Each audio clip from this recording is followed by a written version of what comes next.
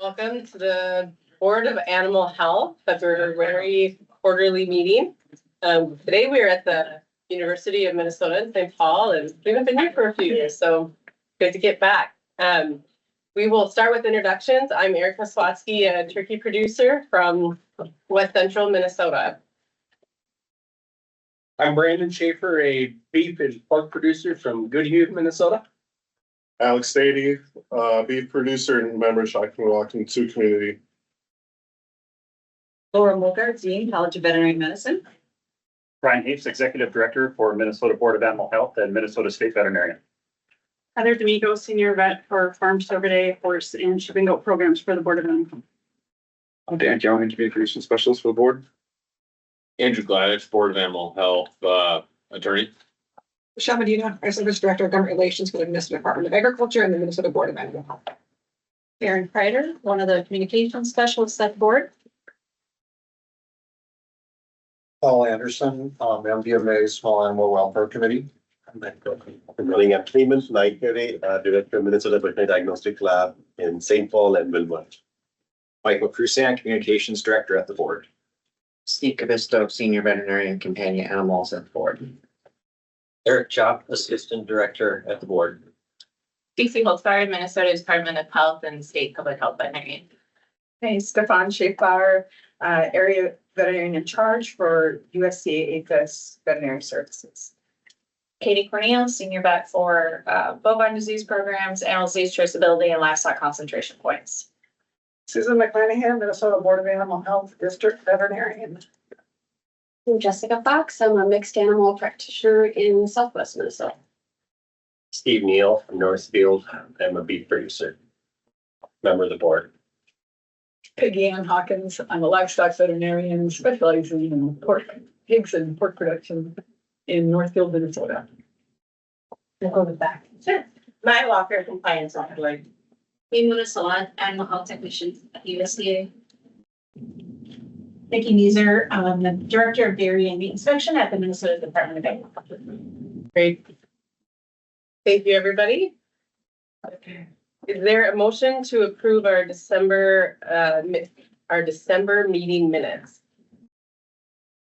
And Chair, I so move. Is there a second? I'll second. There's been a motion and a second to approve. All in favor, say aye.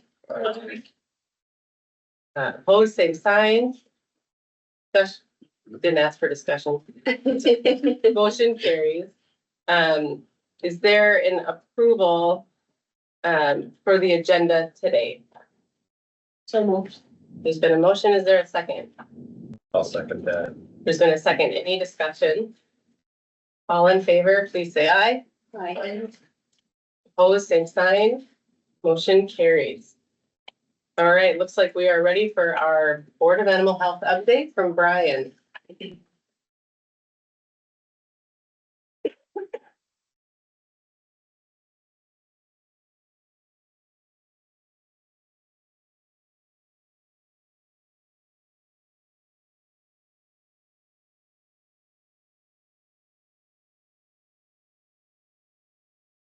All right, thanks everyone for being here today. It seems like such a short time between our December and February meeting, but you cannot believe everything that's gone down in that amount of time. So hold on to your hat.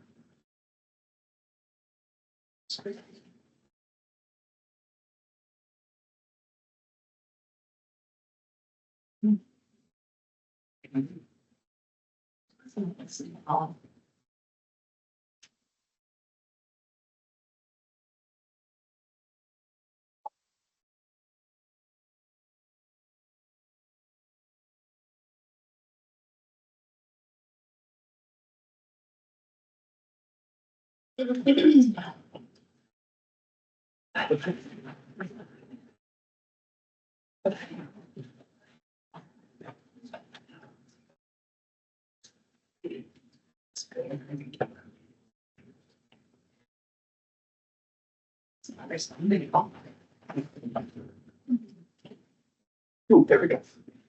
Stay close.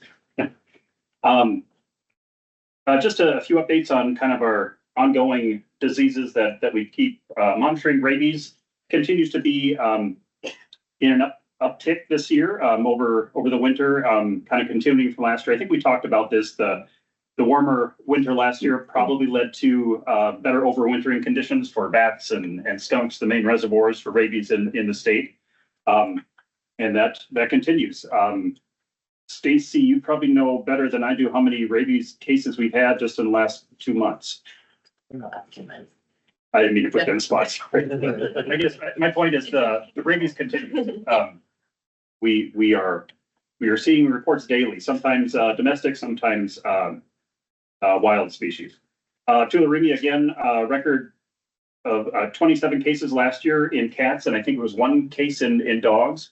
So anticipating more of that for the coming year as temperatures warm up.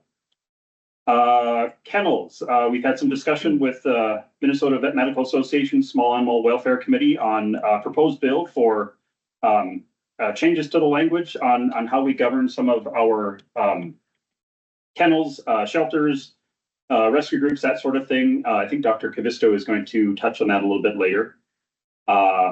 Farm service, we spent a little time at the Senate with a couple of bills related to repealing legislation that was enacted last year for farm survey. So that would include the redundant fencing requirement, as well as a repeal of the DNR being the authority over farmed white-tailed deer. So the attempt is to return that authority back to the Board of Animal Health.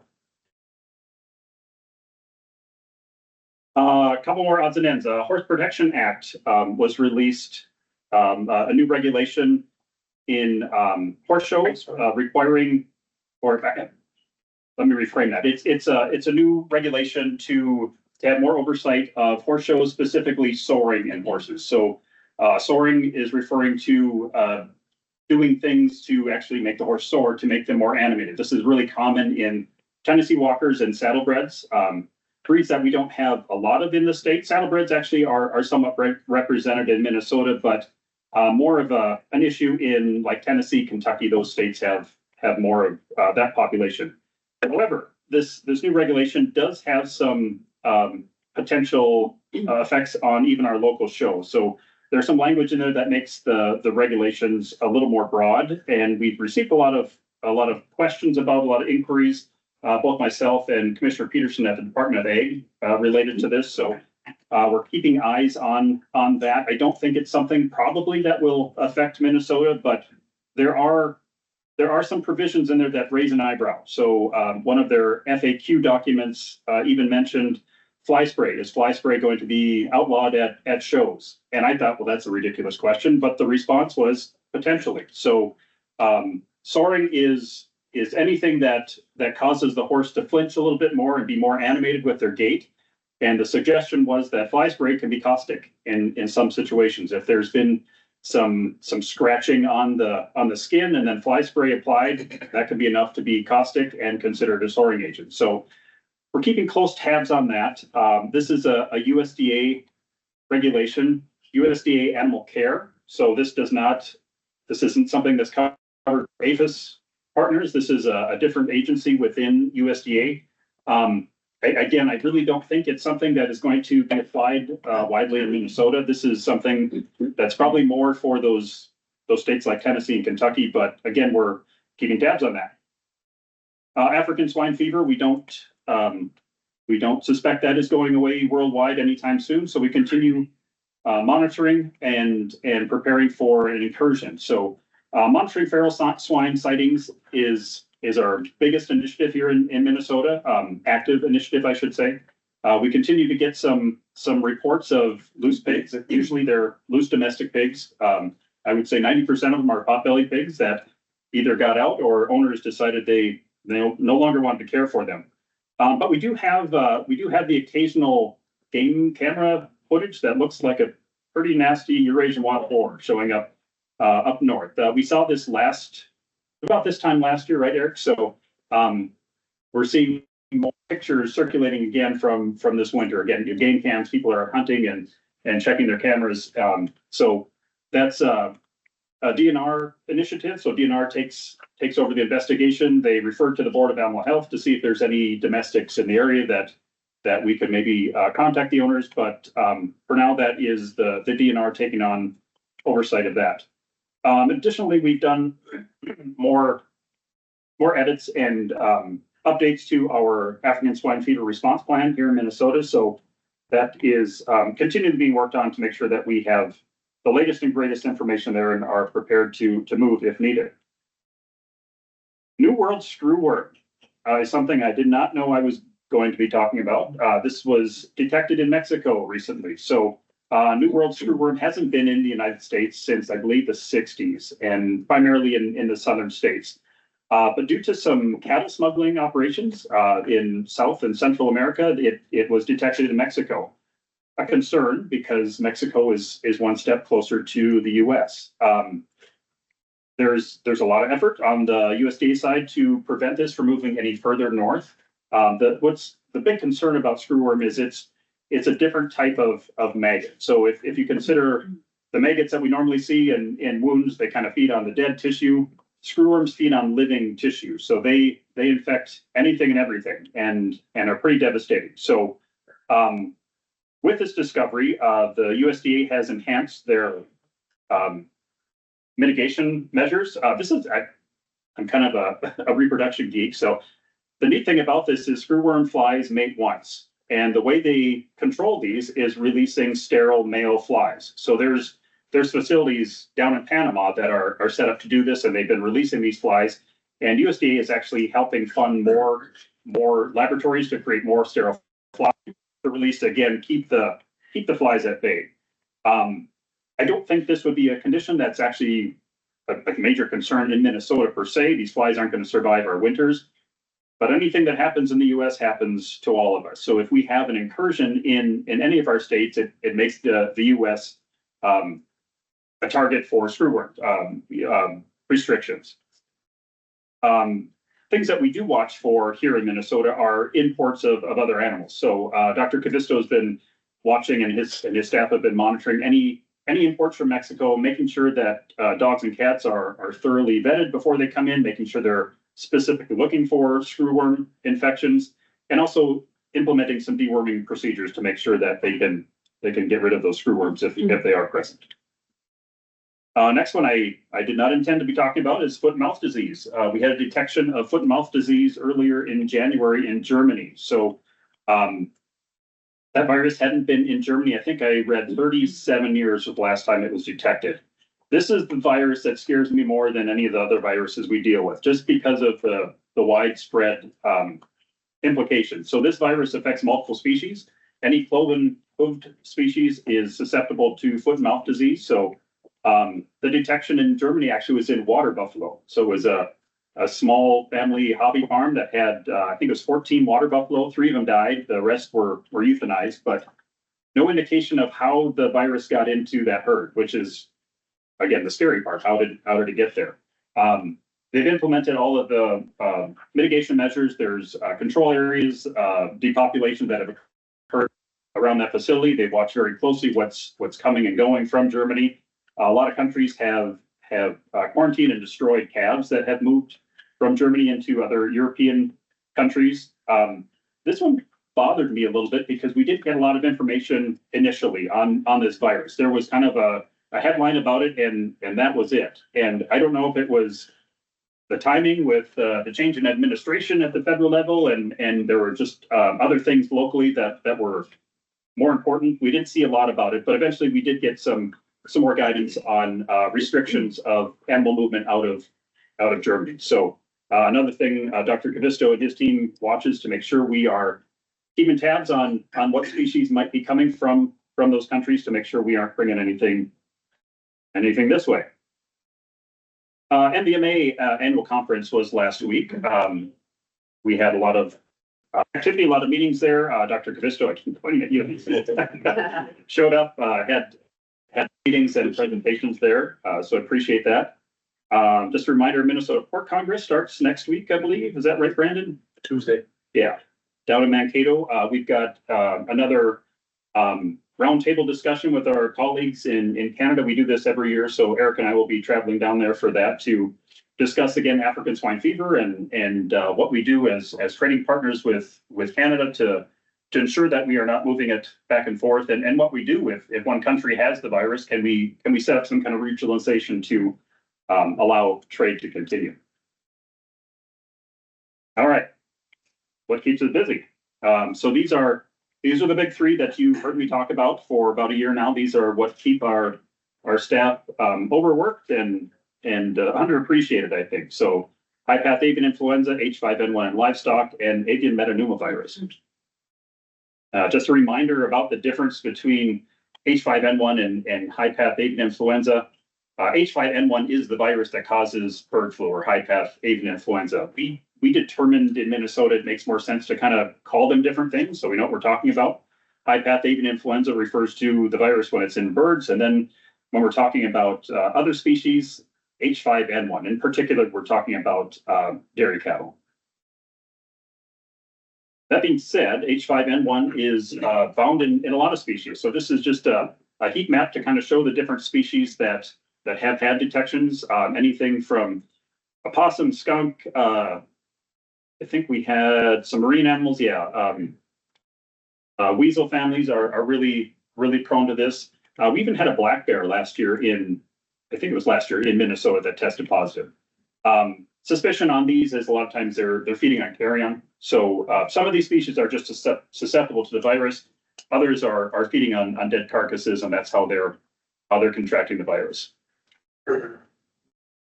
Most recent detection, and I feel like this might be outdated, and Shauna's not here to correct me. Does anyone know if did we have one last week that I'm missing? Okay. I had to update this for the Senate because we had one like the night before. So most recent detection, January 21st, 2025. We're continuing with our surveillance and suspect testing. This is kind of supposed to be our downtime. This is when we usually relax because the migratory season is done, and apparently it's not. So again, we had a little warm start to the winter. A lot of birds probably decided it's warm enough to stay here. We also have a lot of open waterways that are allowing some of the migratory birds to stick around. That being said, we're preparing for the spring wave. So if you recall, 2022 was when this all kind of started for the first time since 2015, and that was right at the end of March. And then hit hard after that. So just to give you an update on where the cost in responding has been, approximately $600,000 was spent just in salaries to deal with this virus last year, $450 the year before. And the main point is it's not going away. This all started as quote unquote foreign animal disease, but clearly it's not foreign anymore. It's here and it's not going away. It keeps changing and getting more infectious. Current picture. So 12 high-path cases confirmed thus far. So just to bring you back to, so this is fall 2024 till now. We actually had a window where we were declared free of high-path, about a month. So in October, we had enough time lapse between the last case and all the activities that go into releasing quarantines and control areas, and we were declared free of the virus. And then we had a month reprieve, and then in November, our first case hit. 8 commercial premises, 4 backyard premises. I've talked about the genomic sequencing, how that's really kind of changed the way we respond or understand this virus. Basically, the fingerprint of the virus, knowing where it came from, who's the originator of that virus, how it's spreading. The current circulating viruses that we're seeing are the D1.1 and A3 subtypes, directly related to migratory waterfowl. So these are not seen in livestock yet. We have not had a detection outside of birds and cats. Occasionally cats have tested positive, but it's an important note to make because last year we were dealing primarily with the dairy strain, that B313 strain. So knock on wood, these are the strains we're dealing with. It's what the rest of the country is dealing with and directly related to migratory waterfowl.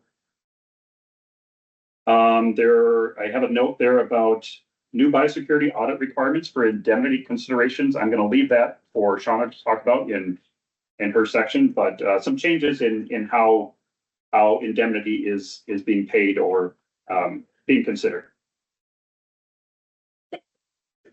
H5N1 in livestock. So again, this is the same virus that causes high path in birds, but the B313 strain actually caused some somewhat mild conditions or relatively mild conditions in dairy cattle. We saw mastitis, off feed, decreased milk for a couple of weeks, and then most of those cases came back to recover and continue production. Biosecurity and pre-movement testing has been the main tools we have for this disease in dairy cattle. Right now, the B313 strain is primarily found in California. So of the 940 cases, I think there's more than 721 now. But my point with that bullet is California really overrepresents where this virus is and where it's circulating. I probably have said this publicly too many times, but this has not been detected in Minnesota since last summer. And the hope with that is that maybe it burned out, so to speak. Maybe it moved on and we don't still have it circulating. But Dr. Neeser is going to find out for us. And I'm probably taking some of your thunder, so I'm just breeze through this real quick. There is a federal order to do milk surveillance on all states, all dairy cattle, to determine if this virus does exist. So this is something that falls under Dr. Neeser and her team at the Department of Ag. So she's got a plan in place. I think she presented on this last time too. So the plan is a little bit on hold right now, just kind of waiting through the federal spending freeze to determine what that means for cooperative agreement funds for the surveillance. But rest assured, it is the plan is designed and ready to roll as soon as we get that ironed out. My last bullet point there is this is kind of turning into the perfect storm, however. So if we do get a positive, that means we at the Board of Animal Health have to initiate the response. So the surveillance will be done by our colleagues at Department of Ag. If there's a positive, then we're forced into action to respond. At about the same time, we anticipate more IPAP cases in poultry. So just trying to illustrate a little bit where our activities are headed this spring. One more comment on the B313 and kind of a hiccup that occurred in regards to this. So Washington and Colorado reported some cats dying of this virus out in their big cat sanctuaries. These aren't zoos. These are kind of backyard people that have set up their own big cat sanctuaries. I had a USDA official tell me, think of Tiger King. That's kind of what we're talking about. And he said Tiger King probably was even a little more on the up and up than some of these. That being said, these cats were tested for H5N1, determined they had it. That's what they died from. Further genotyping, however, revealed that the similarities to that virus and our Stearns 18 and Lion 2 cases were somewhat significant. So this has caused a large stir, a lot of flurry of activity and concern. So how do infected birds from Minnesota end up in these sanctuaries? Additionally, Oregon and Colorado reported some cases in domestic cats. So we've had a lot of talks between state veterinarians, federal officials, FDA, CDC is involved because of the impacts that this could have. The suggestion that the virus got into the food stream somehow. So the unfortunate thing is, and I mentioned these aren't zoos. They don't keep a lot of good records. Is kind of where I was going with that. So we don't know exactly where that meat product came from. The fact that it's related to Stearns 18, Lion 2 can't be disputed, but there is some discussion about how closely related. So there's been a couple of transitions in between, not a direct connection to those sites, but close. The concerning thing about this is Stearns 18 was a case that was a facility that we found out a little bit later into the process, but we were able to contain all of the product. Dr. Schaefbauer and I met with federal officials to determine our process moving forward. We were able to invoke a voluntary recall, but the recall demonstrated that we got all the product back. So it's concerning that the suggestion is that this virus came from Stearns 18. Lino 2 is even a stranger case because those birds were all depopulated. None of those went into processing. So I've argued this point on many meetings, national meetings, that you're missing a step. There's something in between. It didn't come from either of these farms. And remember, these farms got it somewhere too. So there's always that missing link. And we certainly suspect a dairy farm in the area probably was in the middle somehow. All that being said, this has led to a new surveillance pilot that is being imposed. I shouldn't say it like that. Is being trialed in Minnesota and South Dakota, and I think Dr. Schaefbauer is going to talk a little bit more about this. But basically, the concern is: are we testing enough to make sure that we are not allowing virus to get into the food chain? So. This will result in Minnesota and South Dakota doing a 72-hour pre-movement or pre-slaughter testing for turkeys.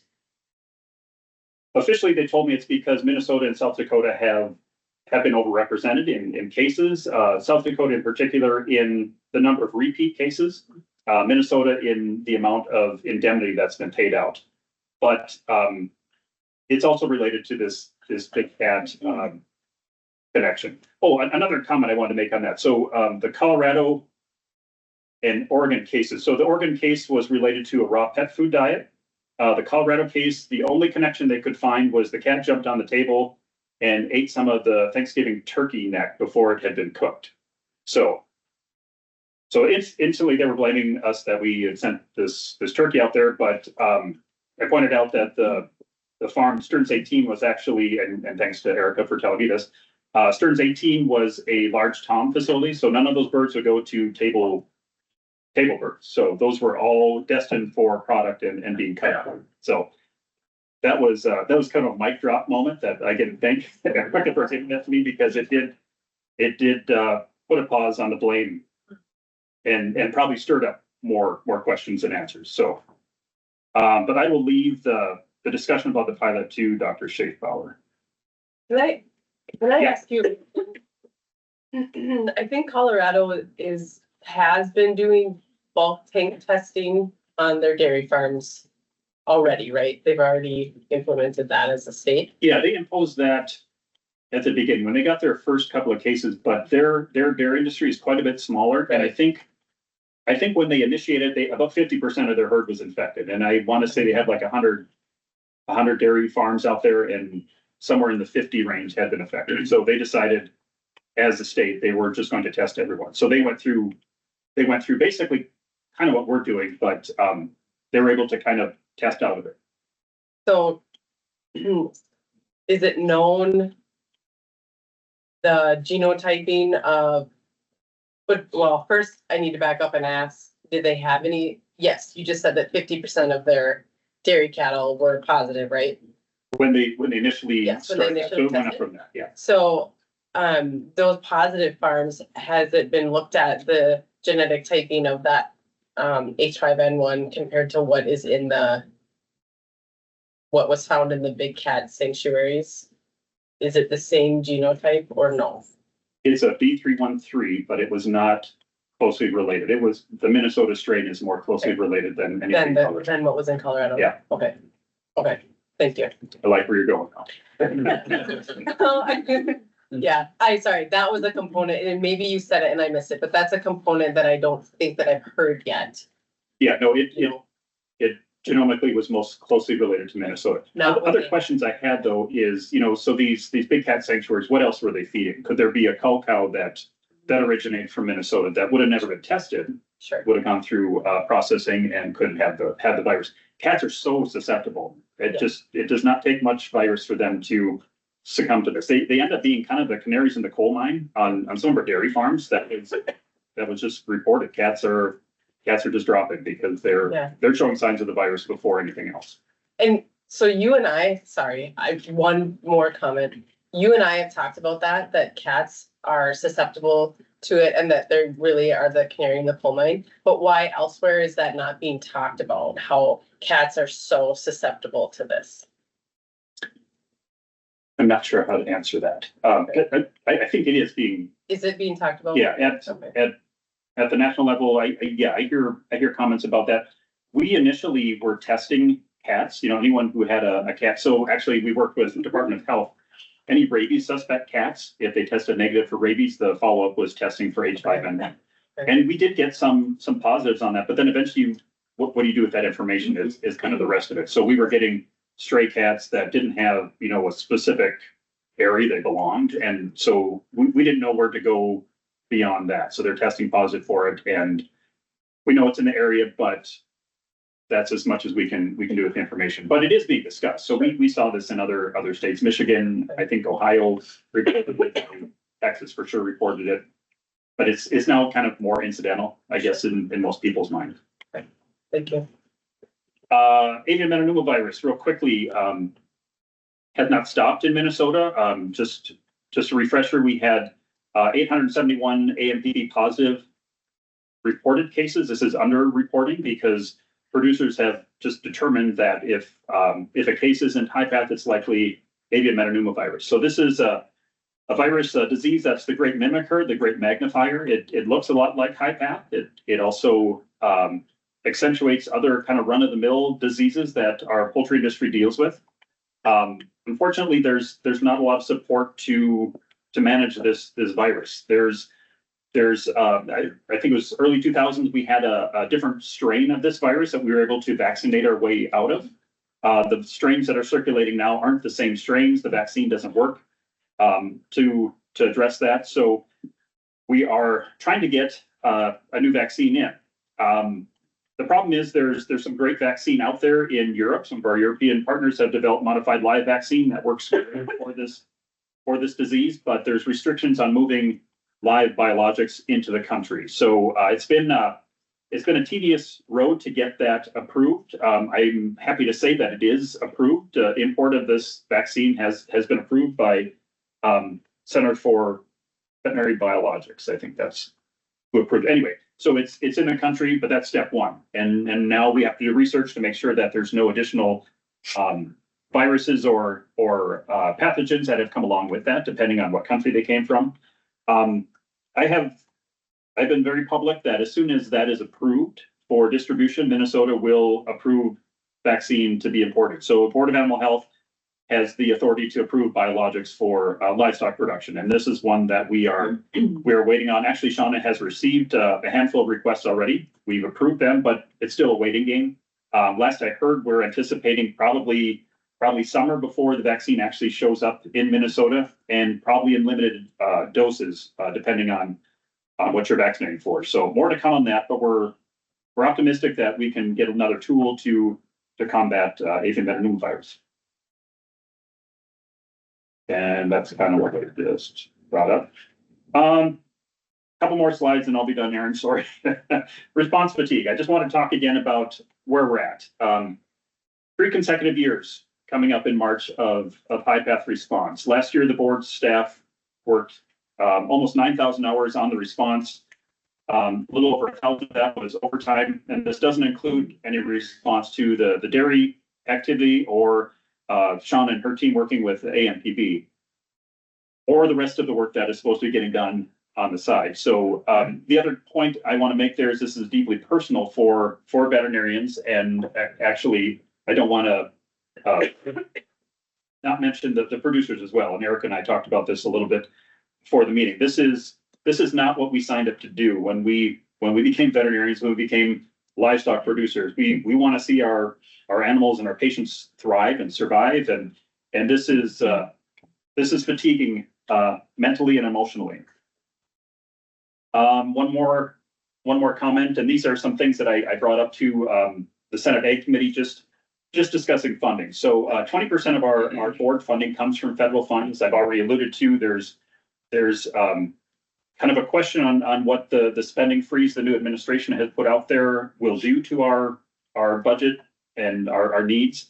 We're still talking about diseases that aren't going away, and we aren't completely confident that we're going to have the same resources to combat those diseases like we have in the past. So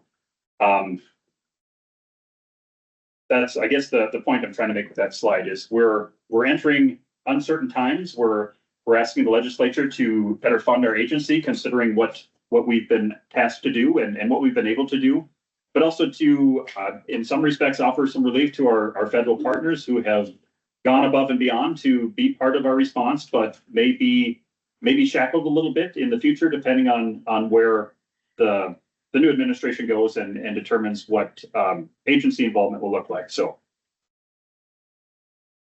that's all I have. Any questions for Brian?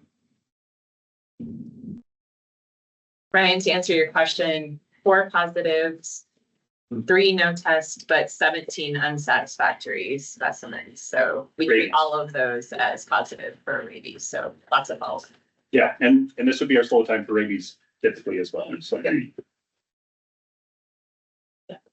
Brian, just based on those last couple slides and you caught my attention, your really $600,000 expense to high path. Is there a need for us as a board to begin to consider as a subcommittee or some format, and I mean, I'm speaking not just to you, but my colleagues on the board, as how do we establish a response team that's kind of at the ready to, we already know that one's here. We don't know what's coming, whether it's foot and mouth or ASF or whatever it might be. I don't think there's anyone in the state of Minnesota, whether it's directly involved in animal agriculture or other, that can afford the impact if we're not duly prepared. What, and I'm seeking your advice now, is what is the appropriate step for us as directors to mount that appropriate communication, whether it's the legislative body or others, to make a difference? What do we do? Because we can sit here and look at slides, but it does us no good tomorrow to have learned that yesterday but did nothing. What do we do from here? yeah, and I appreciate that offer. And just what you said, I think reaching out to your legislators is huge. That's one of the things that we've talked about internally at the agency. What could we use to better assist with these responses and setting up more of a permanent team? You know, these are, for all intents and purposes, these are part-timers. You know, our regular field staff, our regular office staff is being asked to do this full time, and it takes them away from their full-time work. We didn't anticipate this going on this long. You know, 2015, it was taken care of within a few months, and then we didn't see it for 7 years. So I think what we're looking at is developing a program within the agency to specifically deal with emergency disease response or just disease response. I mean, this could include things like African swine fever. It can include things like avian metapneumovirus, TB. There's all kinds of things knocking on our door that we need. You know, it's hard to respond effectively, efficiently when it means you have to drop everything else to go do it. So that's one of the directions I would like to go with more funding, having more staff dedicated to that kind of response.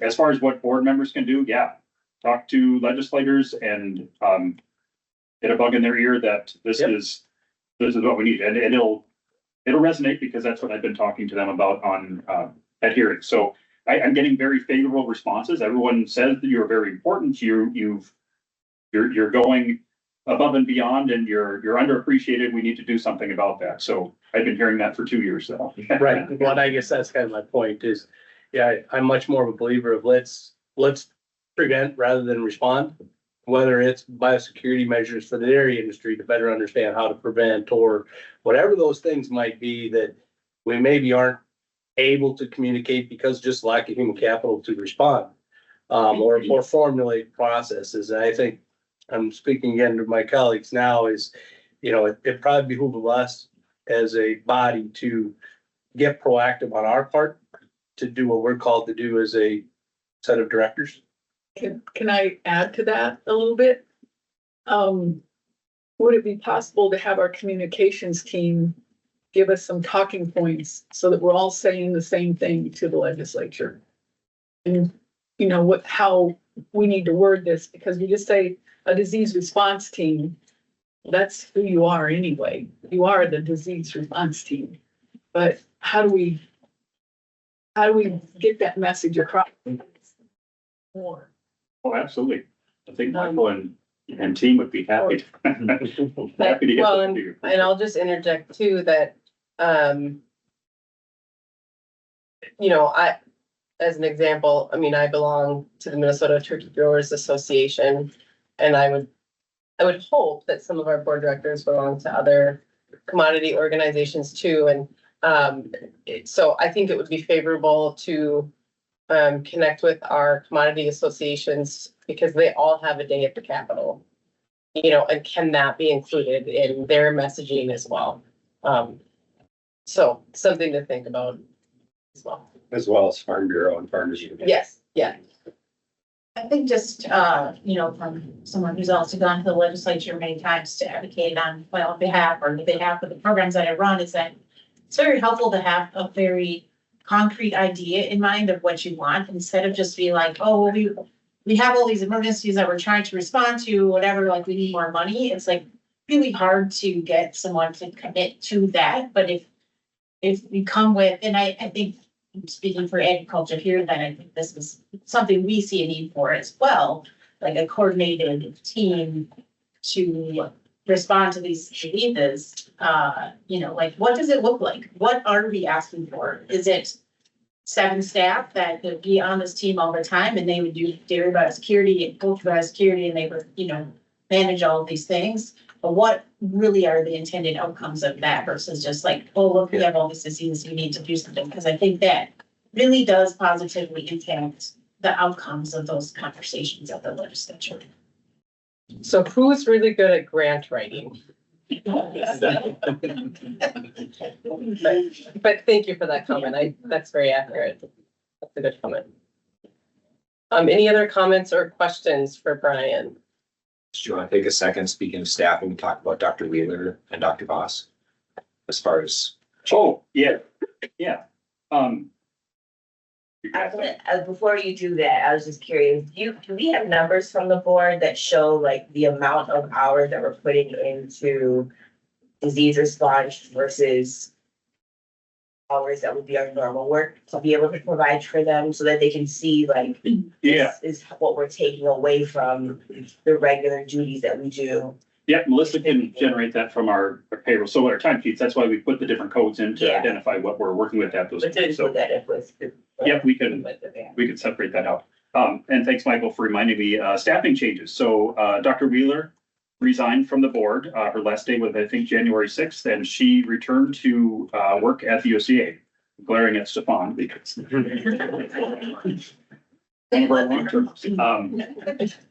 With that void, and to kind of recognize the work that Shauna's been doing, we've elevated Shauna to an assistant director. It goes without saying, Shauna and her team have been the busiest, probably in lieu of all the stuff that's going on, high path and avian metapneumovirus. And that's a perfect example of where it's hard to get your everyday work done because you're constantly answering phones, dealing with questions and sample collecting and how do we enforce control areas and that sort of thing. So all that being said, Dr. Lauer retired and we didn't ever replace that extra position on the poultry staff. So Shauna's been really stepping into that role since then. So we're talking going on 3 years almost that she's been kind of acting as a director anyway. So we took the opportunity to move her into interim assistant director role that we are hoping to make a permanent role.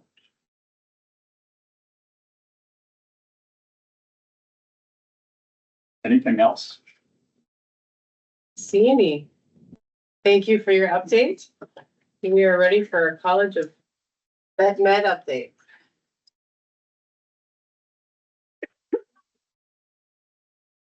Hi, everyone. I've got to run in a few minutes, so I'm just going to get started while Erin's pulling up my slides, and apologies, I've got to run over to the Minneapolis campus for a budget meeting. It's that time of year. I'm going to be sharing some highlights and some challenges that we've been experiencing at the college. Well, because I do not have a slide for this, I'll just start with this because it piggybacks nicely with what Dr. Hoefs was talking about. So as you probably remember, the Veterinary Diagnostic Lab, which Dr. Naikare will talk about after I'm done, is the state's animal health lab and the lab for the board. And we face the same challenges that you've just been talking about with, being funded for peacetime, but operating in wartime for the last number of years here. And this is completely unsustainable with staff, and faculty working overtime for all this time. And with no relief in sight. We only receive 10% of our funding through the state special. And that's something we're going to have to address probably in future legislative sessions, though, because this one doesn't appear to be terribly functional.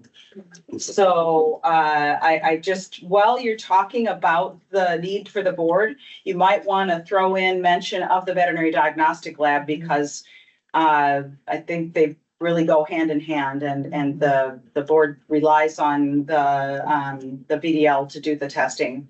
And we partner very closely with the board. We need each other. So I'll just mention that. That is a real challenge for us. So in other news, though, not doing anything. In other news, we're doing great as far as overall the college is increasing in its rankings, globally and nationally. We have a record number of student applicants, both at the St. Paul campus and with our partner in South Dakota State.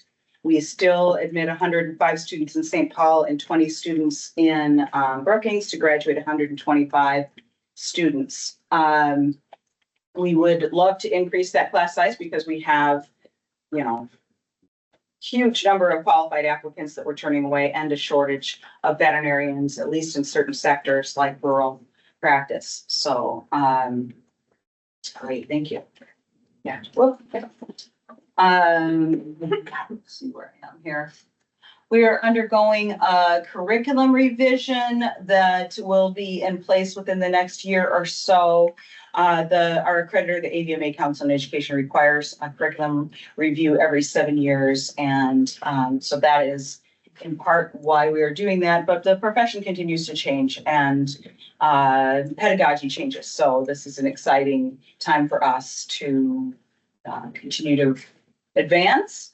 You might have heard a little bit about our One Health clinic pilot. This is an interprofessional pilot. So, you know, the term One Health is used very broadly at the University of Minnesota to mean what most of us think of as One Health, and to mean interprofessional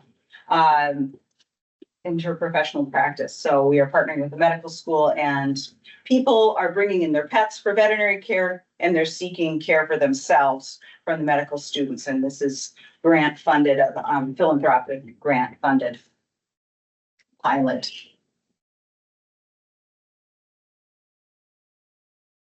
Okay, let's see, maybe I'll just grab my laptop so I can remember what I was going to talk about. I'm pretty there we go. Okay. Our alumni are more engaged than your average alum, and I know many of you are our alumni, so thank you for that. That involves mentoring our students and showing up at events and all of those good things. And you can see some of our great alumni up there. And also contributing to scholarships. Since student debt is such a challenge within our profession, this is really important. We have done what we can to keep tuition as low as possible, and over the past 10 years, we've kept tuition increases at or below 1%. So well below inflation. That's unsustainable without state funding, however. And but scholarships have been one of the other strategies that we've used. And this year we topped $1.1 million in funding awarded to 153 students. So that's really exciting. So when it comes to state funding, and again, this year may not be the most optimistic looking year for this, but the university has requested $235 million in recurring funding and $220 in capital investments. Included in that 235 in recurring is the health sciences strategic plan I talked to you about last time, and that includes a very modest increase in class size. But the governor's budget proposal cuts higher education by 5%. So it's not looking terribly optimistic that the university will receive this funding. Now, there was a time in the 80s where the state legislature's goal was that that the state would pay 2/3 of tuition and students would only have to pay 1/3.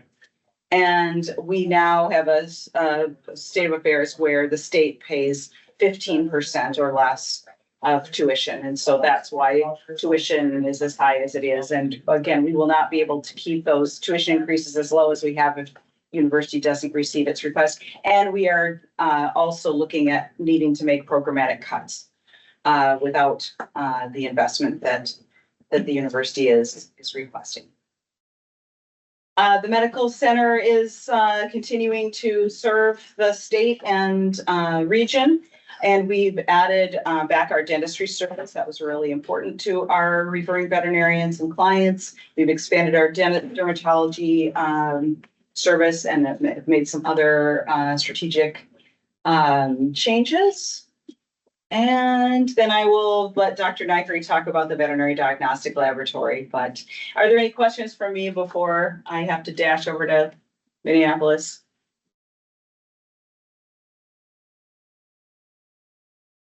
I covered a lot in a very short amount of time. I don't see any. Thank you very much. For your Thanks so much. Sorry to run. All right. Diagnostic lab update.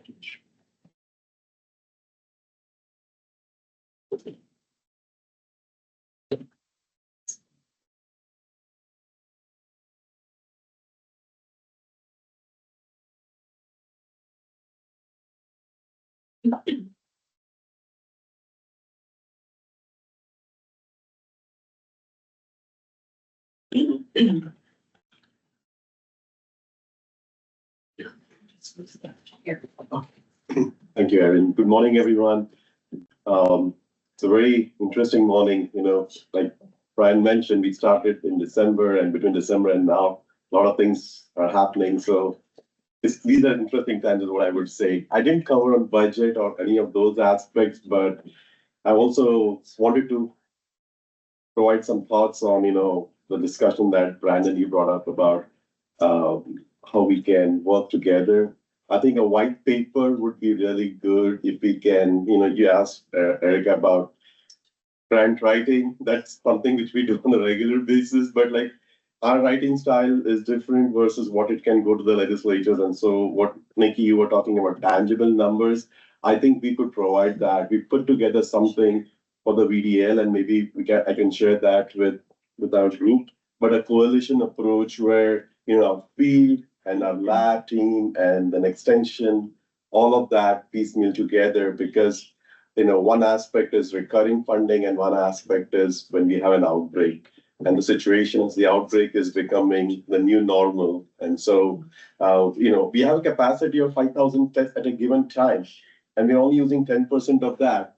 Part of it is because we don't have enough people to do the other part. We can run, you know, 724, but we are just limited with the personnel. So when we are asking for funding, I think it would be recurring funding for people is what we really need. So I just wanted to throw that out, and, you know, I'm happy to work with everyone, but I think it would be really good if we can talk about some sort of a white paper. We try to do that for NVSL, for NAHLN enhancement after 20 years of National Animal Health Lab Network, where it should be. So likewise, we are looking at what we can do from, you know, for our agriculture. The other thing which I really wanted to do was an economic impact study, which I did it in my previous place in Georgia, where we try to show what is the impact of the laboratory during peace times and during war times. And we can expand that because our state is great. Our state has so many commodities and companion and wildlife, that what we should really do is show what is our direct impact and what is our indirect impact on the state animal agriculture. So, you know, that itself is a economics tour, which costs $30,000-$40,000 to get somebody to do that. But if you put good brains together, we can find a way to do it. At least by the next legislative session, we could have a publication then that others could use to show that, oh, okay, this is what it costs to conduct an emergency preparedness and to respond to emergency situations. So, you know, an economic impact study and a white paper would be some good things that we could do as a board. Would be wonderful. So with that, go on a few updates. I will not spend more time on the diseases because those will be covered as well, but on the personal updates, I'll try to update. and then what numbers are we seeing? And then what are the new tests in pipeline at the VDL? Because my goal is that we serve all animal commodities and we prioritize things that we, had to push in the past because we were not, and the problem is we don't have enough people, but we're trying to look at it with a different lens and try to see how we can serve all our animal commodities. And then talk a little bit about all the ongoing activities and the activities that we have completed since December and now.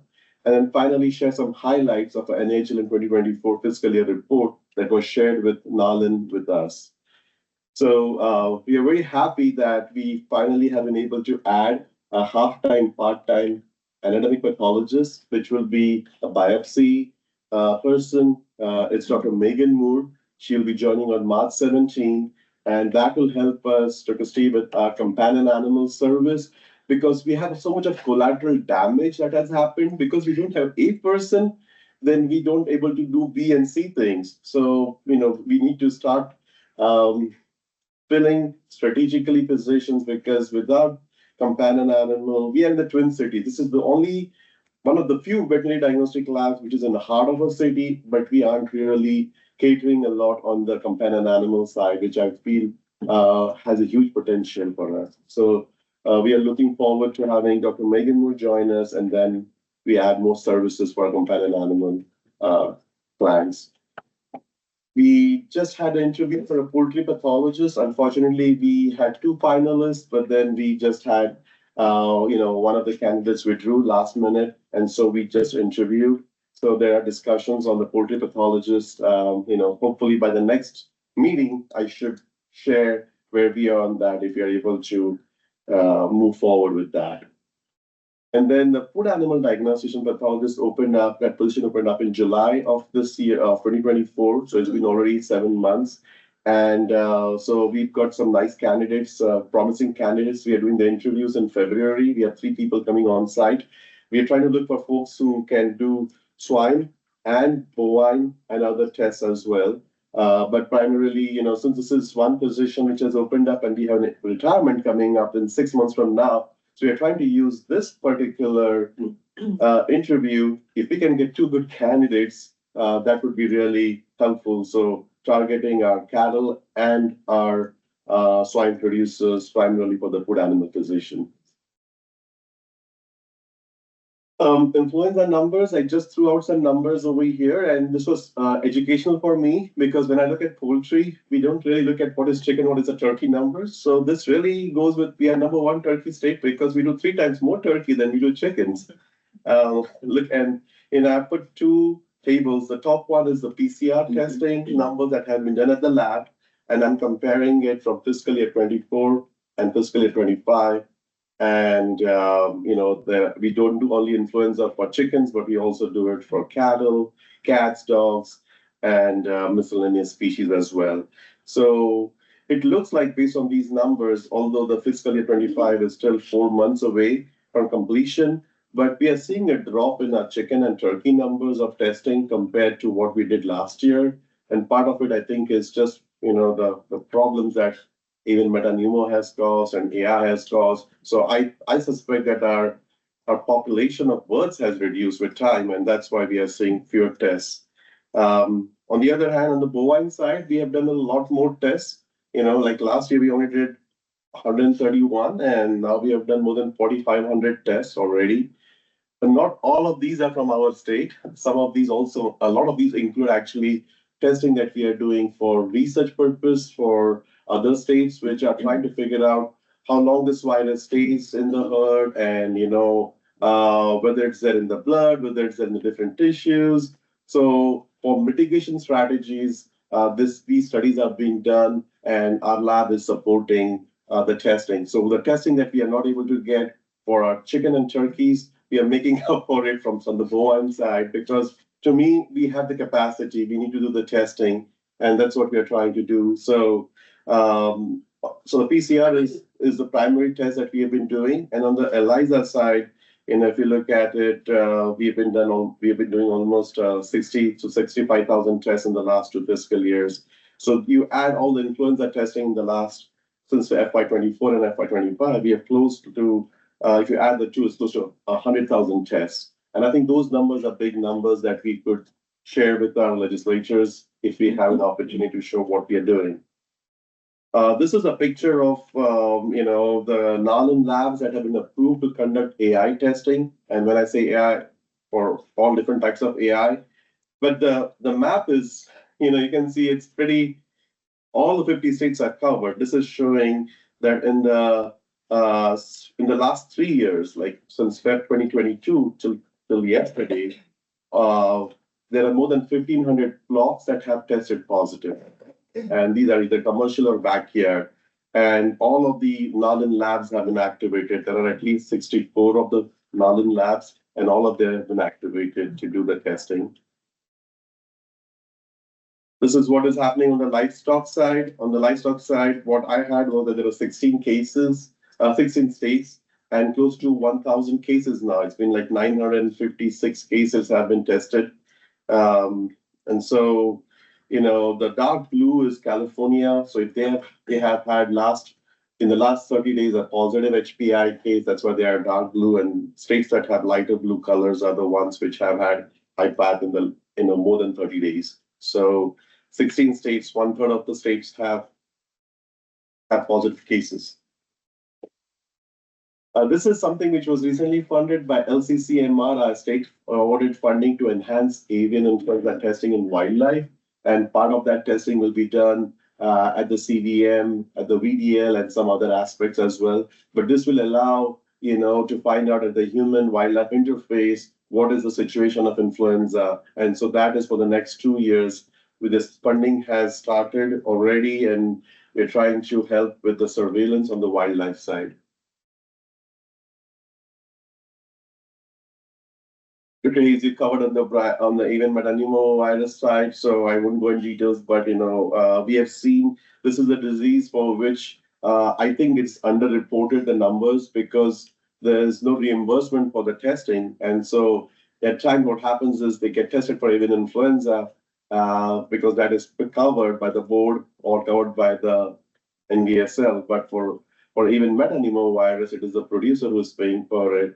And at times we feel those numbers are, the testing doesn't get added because you're only testing for AI.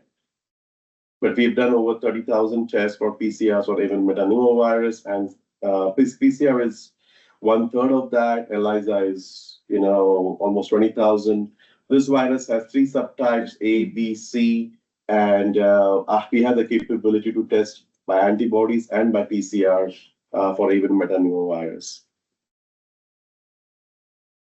Now, this is a slide which is, I just wanted to give you an idea, what are the current tests that the lab is working on, in spite of the shortage of people that we have, but we have been trying to make sure that we try to capture what other tests are being done. So, on the bovine side, we have Trichomonas foetus, it's an STD in cattle, which we did not offer in the past. We were only doing culture, but we will be offering the PCR.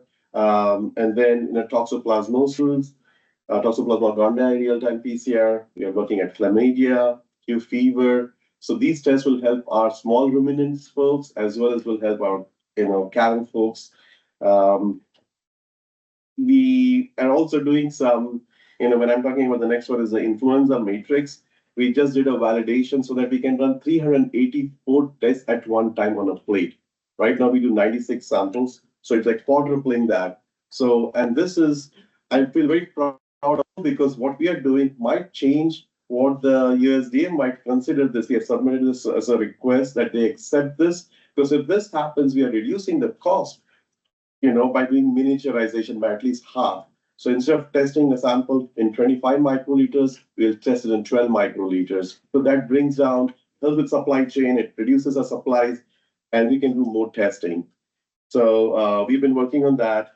And then on the swine side, we have been doing some tests which are for the swine biotech companies.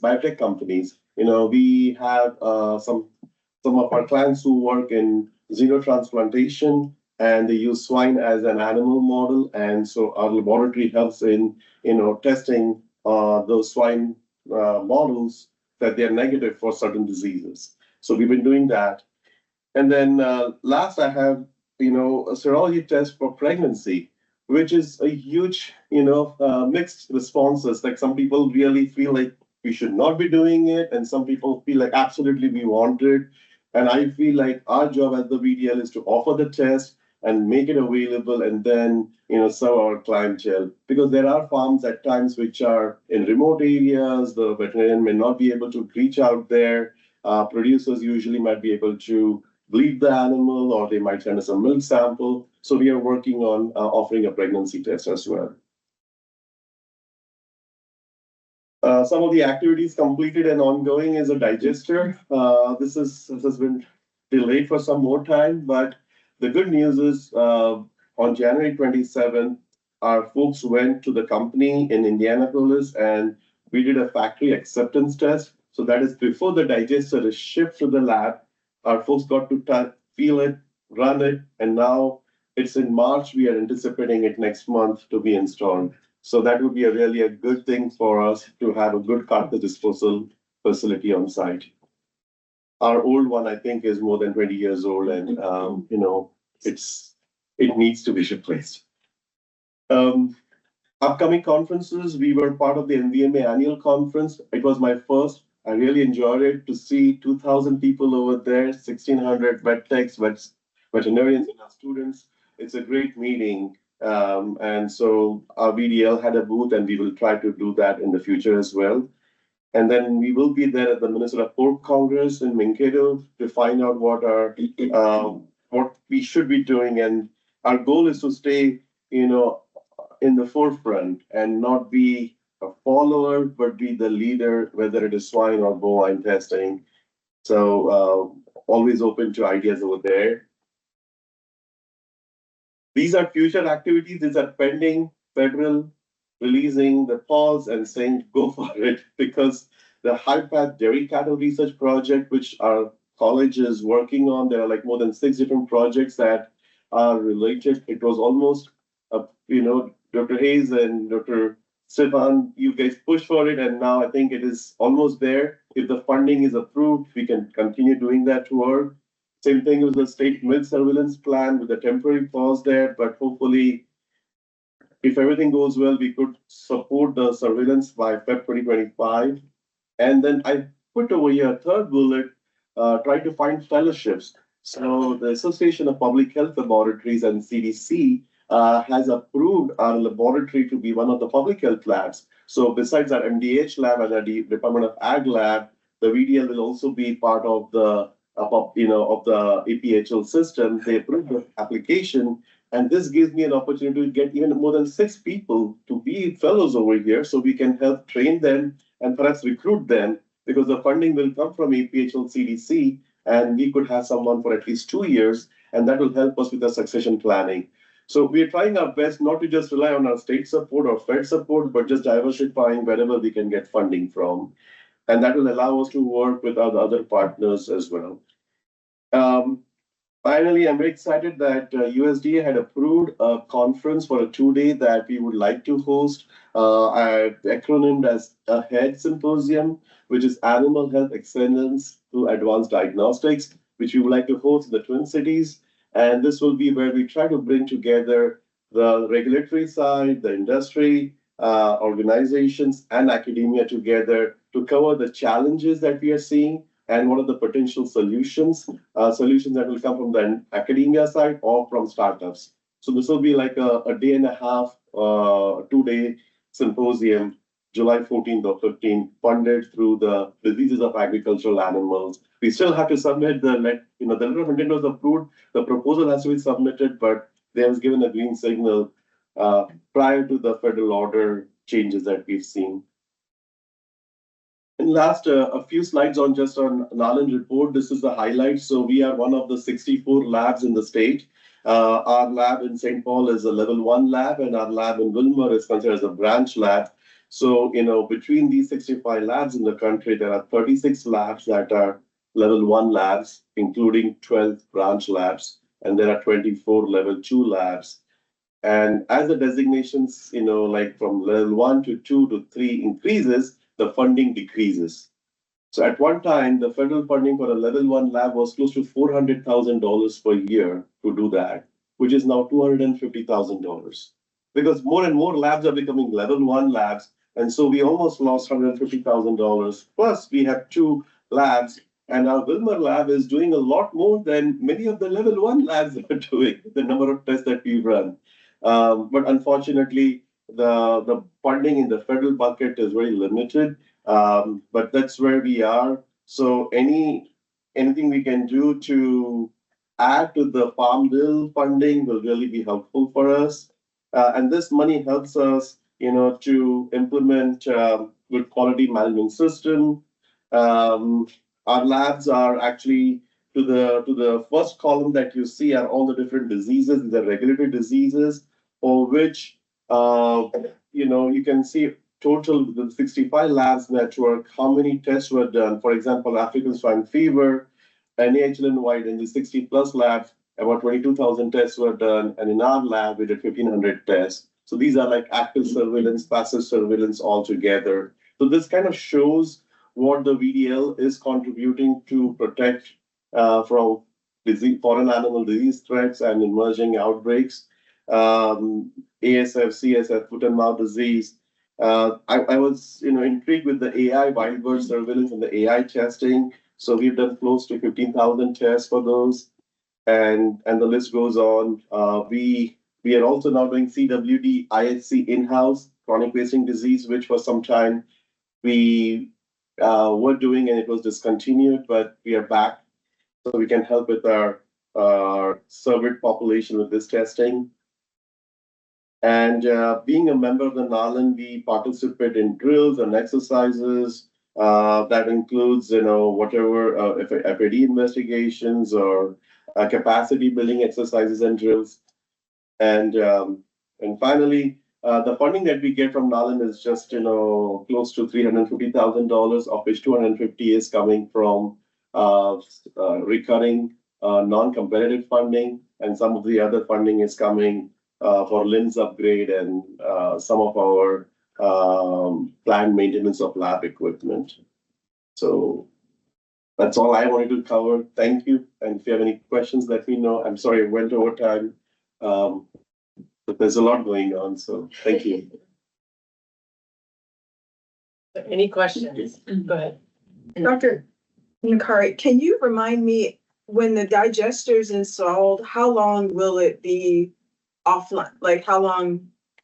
The swap, Yeah. How long will be? It will be at least for a couple of weeks. Okay. So what we are trying to do is have a temporary storage on site in case. And so we are trying to empty our freezers so that we can hold carcasses for some time. But there will be a span of few weeks. And so we are trying to, if we can, but there is no nearest big lab close to us. That is, so if we know ahead of time, we let people know that you may go to our neighbors, but yeah, it will be at least a few weeks. That's better. I thought it was gonna be a few months, so I thought it was gonna be 3 months, so Yeah. a few weeks is. It's manageable. Oh, absolutely. Thank you. Thank you. All right, any other questions? I have a not well-formed question. So, I was just, when you talk about companion animal pathologist, which that's super exciting. Yes.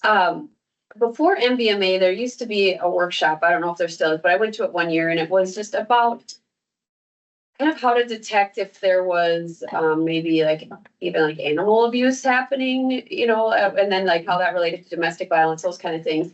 And I thought at that time, and this has been a few years, like quite a few years ago, there used to be a forensic, like someone that had the forensic pathology certification. Do you know, since I don't believe we have that in house right now, are there labs that you know of nearby that has someone, like if we ever needed to call in someone like that? So that's a great question. Actually, the lab in University of Florida, Gainesville, they have a forensic pathologist on site over there. And then we also have at the UC Davis has a forensic pathologist on site. There was a recent case where I got a call from an advocate asking, this blood, is it from a deer or is it from another person, another species, because it was a hit and run situation. And, those are the things that we do at the lab here, but there are labs out there. So I could share, we put together a list of labs that do that work. And so UC Davis and University of Florida definitely are the two labs where we forward those requests. Thank you. Sure. Any other questions? Great, thank you. Thank you.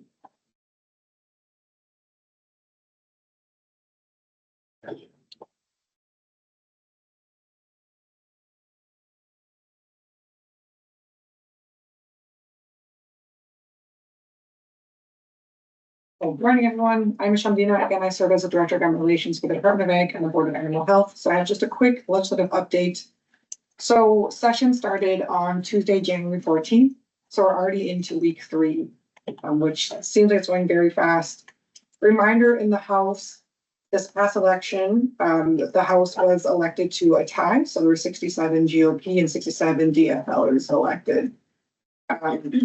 However, there was one seat in Roseville that due to residency requirements not meeting that by a candidate who was elected, that then opened up that position. So then that dropped the House to a 67 for Republicans and 66 Democrats.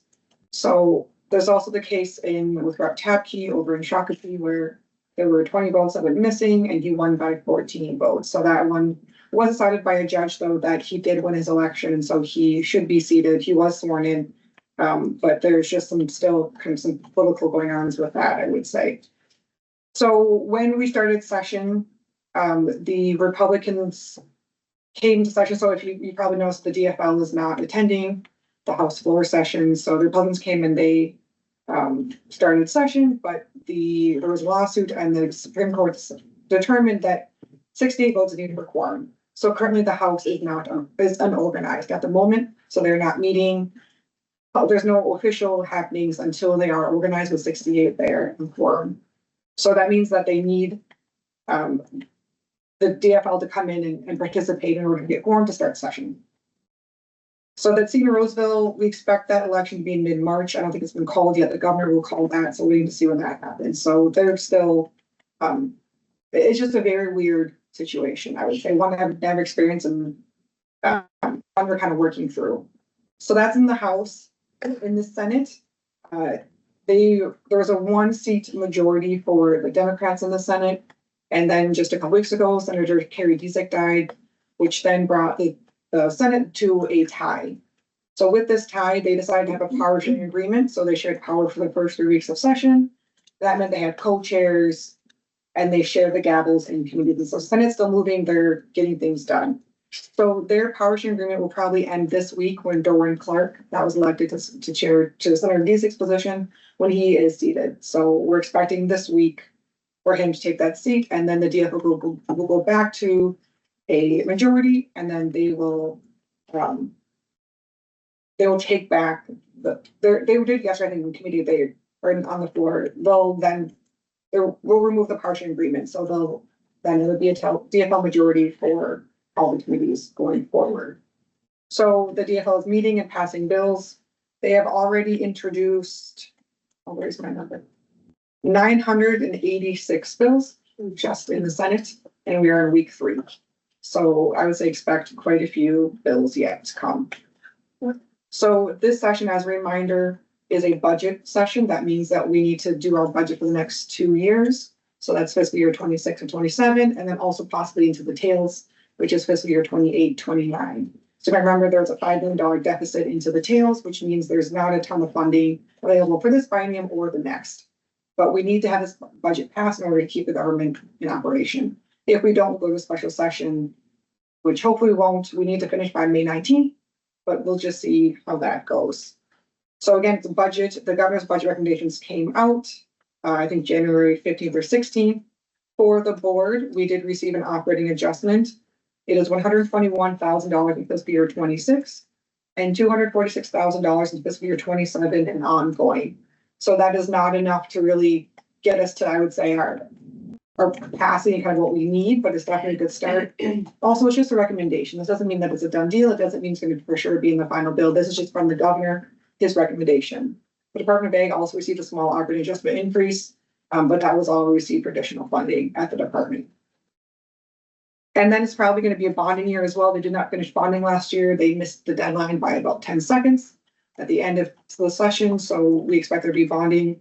The board doesn't really own any, well, glad because state assets. The board doesn't have any bonding requests, so just watching that one. And then policy again, it'll be a big policy year with lots of bills coming through. So far, we've had Dr. Hayes present in the Senate A committee. That was on Wednesday, January 22nd. Gave a really good agency overview.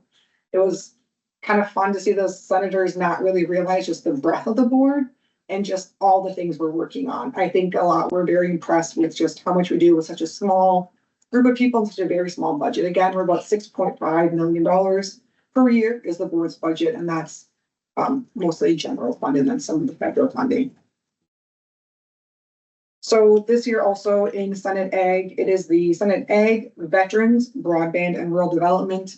That means there'll be some committees where we won't hear anything agriculture, it'll just be a veterans committee. So that's a little bit different this year. That'll be a little bit less time in committee, but I think it should be fine. So it'll be a little bit different. And then for that veterans committee, it's a kind of a subcommittee. It's all the same DFL committee members, but then the GOP members do change for that committee from the overall Ag committee, if that makes sense. So just a couple bills I wanted to flag, and Dr. Hayes covered a couple of these. This isn't quite the board's jurisdiction, but one of flags is very much adjacent to our work. The Senate File 248 is a humane euthanasia and animal shelters for pet and companion animals. Senate File 490, again, another adjacent one is expansion of raw milk sales. Just flagging because once we find positive tests, then that's the board's jurisdiction we're finding these. So if we were to find positive tests through human consumption of raw milk, that would pull the board into this as well. And then Senate Files 649 and 747 deal with transferring whitetail deer to the board, also some fencing requirements, different things in those two. Senate File 739 is the import of live cervidae at AZA, two AZA facilities. So this is, I think, the reindeer one that was heard last session by Senator Westrom. And then Senate File 756, again, kind of an adjacent bill, is the stray bill with civil damages for not reporting the stray. And then I want to just touch base too on the large animal event loan repayment program. From what I can tell, this is included in the higher ed budget, in the governor's budget. So we're just watching that. The funding does expire, so it needs to be re-upped. So making sure that funding is available for our veterinarians who are doing large animal in the state of Minnesota. And then the federal government, again, we just don't really know. Stephan will be up here shortly, so we just don't know what's exactly happening with that. So we're watching that at the agencies and just kind of seeing what happens. It's just really a lot of unknowns. And then the farm bill, again, just really a big unknown. Not sure what to expect, not sure when we'll hear anything on that. But that is all I have for updates. Does anyone have any questions? Just a quick question. You said 986 bills have been introduced and we're only in week 3. What's a normal year look like, or is this just a little bit more than usual? Or? This is a lot more than usual. Okay. I think the last session we had about 4,000 bills in each body, 4,000 or 5,000 bills in each body for the entire session. So already being in week 3, this is a high number of bills. And I think it just keeps increasing. I think the first couple years I did this, it wasn't nearly this many bills. Last session was a really big year for bills, and this session's on pace.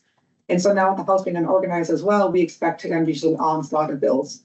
Once they get organized and come in, we'll have to play a lot of catch up.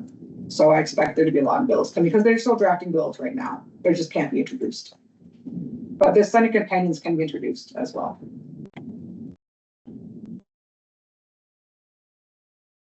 That was a question that I had for you, is how does, on the House side, how do they catch up? But if once they start officially meeting, but if they're already working on drafting bills, they are kind of working behind the scenes or whatever. So, but that maybe is the $1 million question, but is there chatter? Can you try and just talk a little bit about what does that look like when they come back to start officially organizing and meeting? I mean, what does that look like? Is it still going to be chaotic? Is there going to be time to meet with those House members to talk about things? Or, I mean, it seems like there's going to be a lot of catch up to do. Yeah, I think there'd be a lot of catch up just because we are already 3 weeks and nothing has happened officially. Also, the Senate needs the House to be in session to pass certain bills, right? They have to go pass through both bodies before they go to the floor. So just for example, if we, I think 2 years ago, we got extra money for egg emergencies and we did a quick bill got it on the floor, got it passed in both bodies and got us additional funding. We can't do that right now because the House is not organized. So I think it'll be, it'll be chaotic because I think it'll just be a lot at once. And then, all the bills that will eventually get passed have to be heard in committee. So I think I would expect that we're gonna have a lot more targeted bills in the House and they're gonna really work on their priorities from the get-go to try to get those through and pass and available for consideration into the final bills. Sure. But yeah, we just don't know. This is really uncharted territory. Sure. Any other questions for Michelle? All right, thank you for your update. Thanks. Okay. Fine.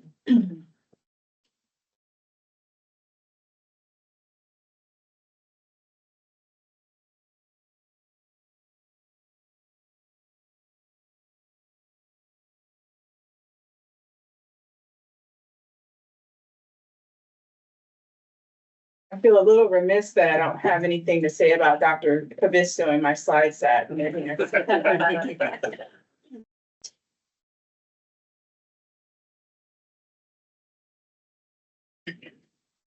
you. Thank you again to the board for inviting me to USDA updates. I think I say this a lot, but I truly mean it that it makes me feel valued as a partner to come and provide you updates. And if there's ever any topics that you're interested in that I can provide, that I haven't provided, let me know and I'd be happy to share that. So one of the things I like to share with you all is the APHIS impact report.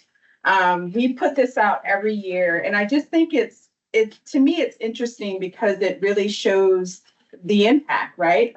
And so APHIS as an agency, so our mission area is shared.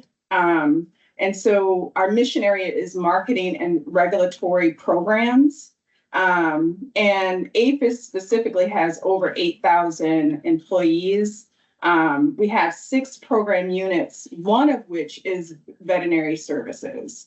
And then the thing that I find striking is that APHIS as a agency, we serve in 50 states and DC, 4 territories and 30 countries, and that's with our international services program. And so at the bottom here, you see our focus, and of course, healthy livestock and poultry is where veterinary services falls. But our other programs cover, like the thriving crops and forests, that's plant protection quarantine, safe trade, that's international services, balanced healthy wildlife populations is wildlife services, humane care and for vulnerable animals, that falls under animal care. And then safe biotechnology is our biotechnology regulatory services. And then some of the highlights specific to livestock and specific to veterinary services.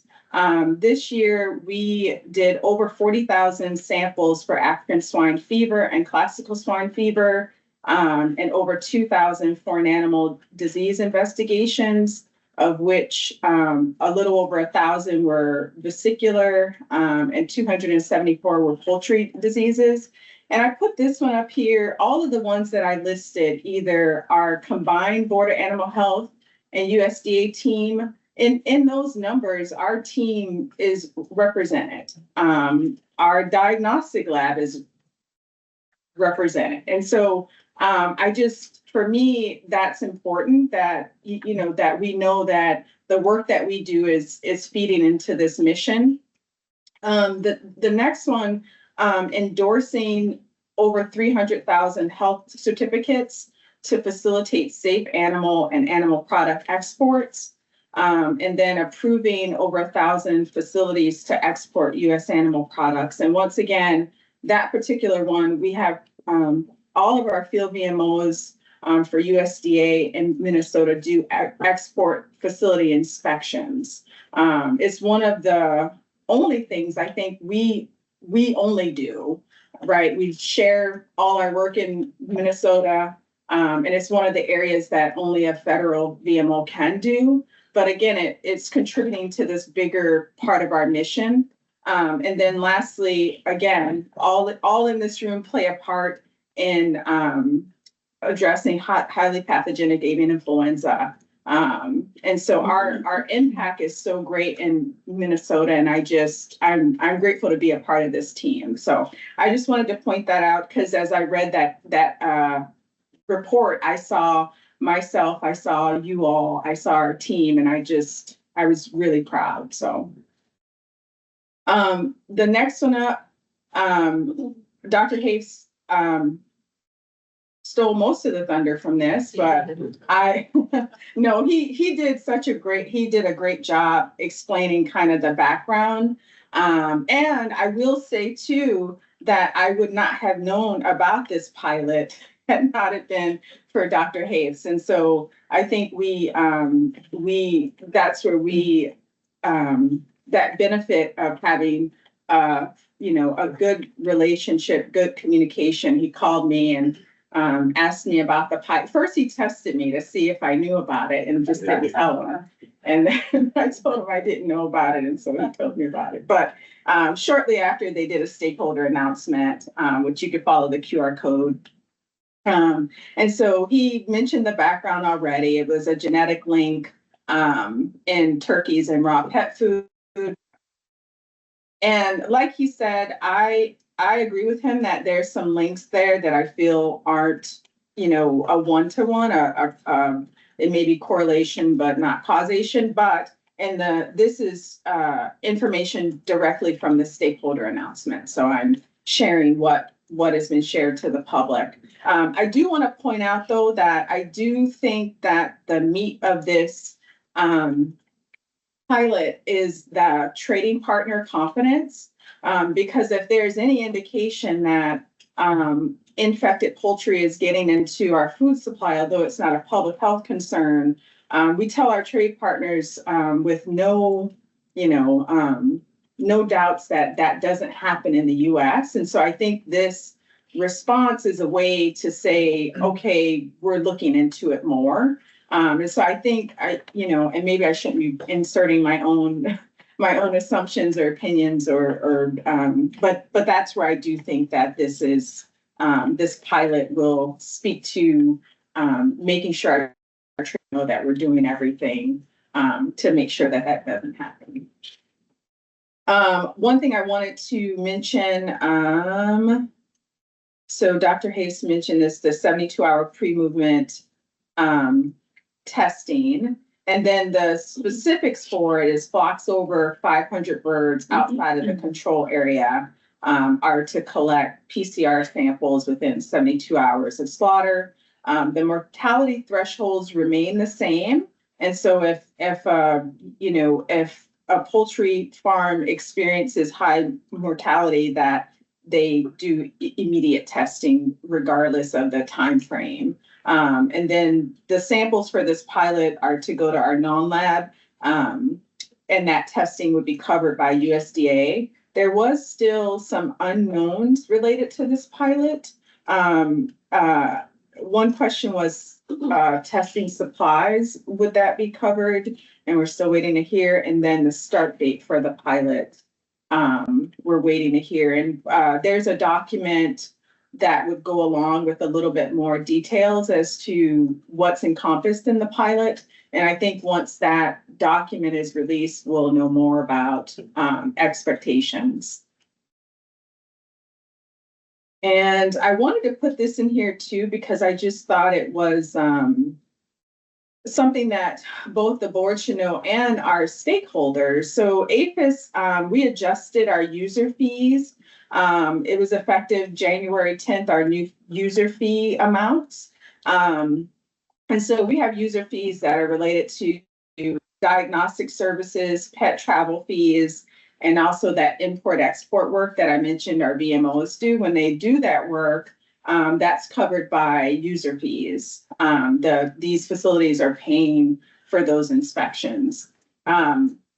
They are adjusting the fees. The fees hadn't been adjusted since 2012. And so when you talk about inflation and all these things, having fees not be adjusted for that long, it's really been impacting our ability to provide adequate service as it relates to customer service, right? Because we don't get appropriated dollars for this work. And so if your user fees aren't enough, then we can't hire enough people to do the work.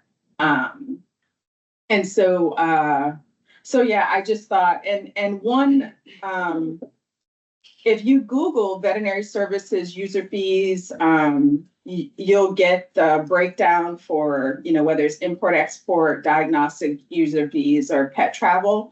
And one example on what the difference is in these fees is, if you were sending a dog to a country and only rabies were required, in the past, that would have been about $38. Now those fees are $101. And so it's important for practitioners to know, right, so that they can adjust how they may charge clients. Because I feel like some practitioners will pay for everything and then they charge the client, and then the client pays. But that's something that, and there's a table for all the fees and all the different categories.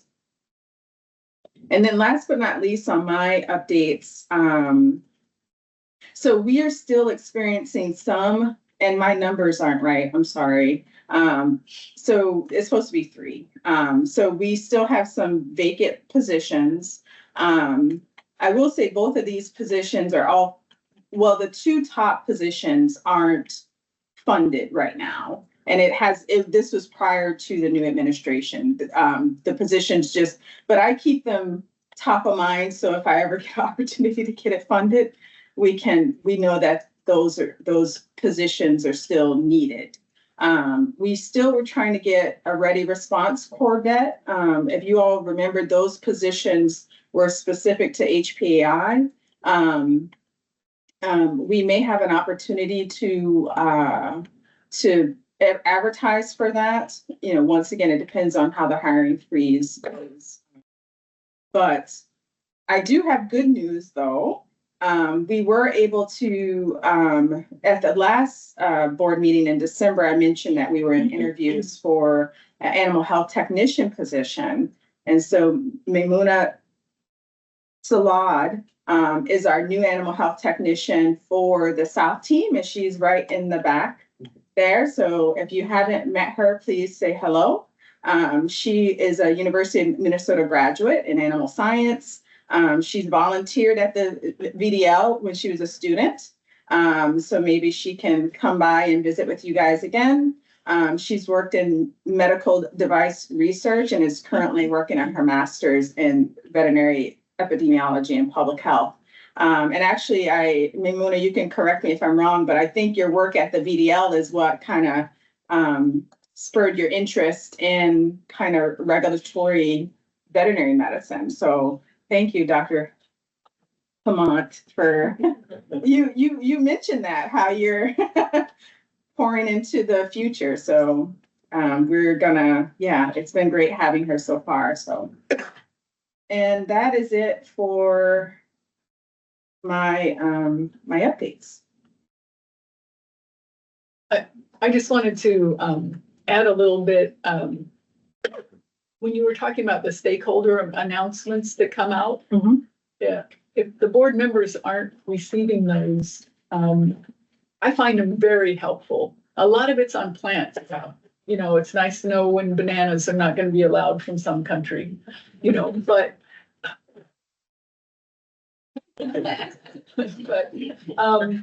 there are a lot of things that come out that we learn about what's going on around the world and what has been caught. And they say, okay, no importing animals or things from a small country because you know, we all need to know these things, but I do find those stakeholder announcements.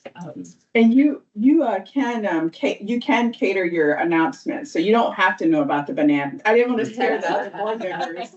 You can make it specific to what you're interested in. So I can work with Michael to get that, that sign up for you all if you're interested in that.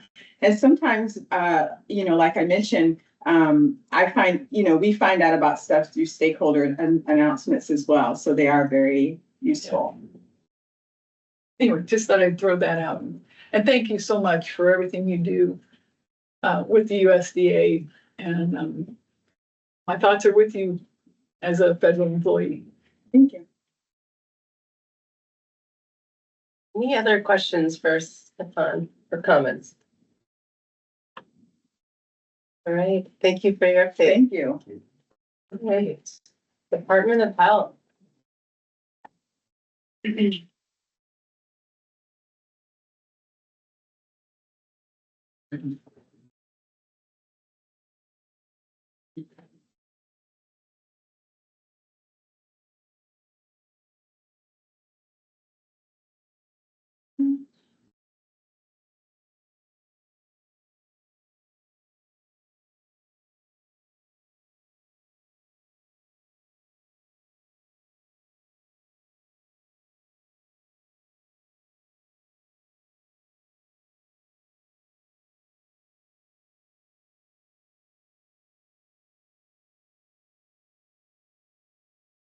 Hi, good morning. To echo Stephan's thanks, I so appreciate the invite and the opportunity to give updates to the board from the Minnesota Department of Health. Not every state has this luxury or this great relationship with their animal health partners from the public health side, and we are very happy to brag about it to all of our public health partners. So just to give a quick update, this is also supposed to be our slow season in zoonotic diseases.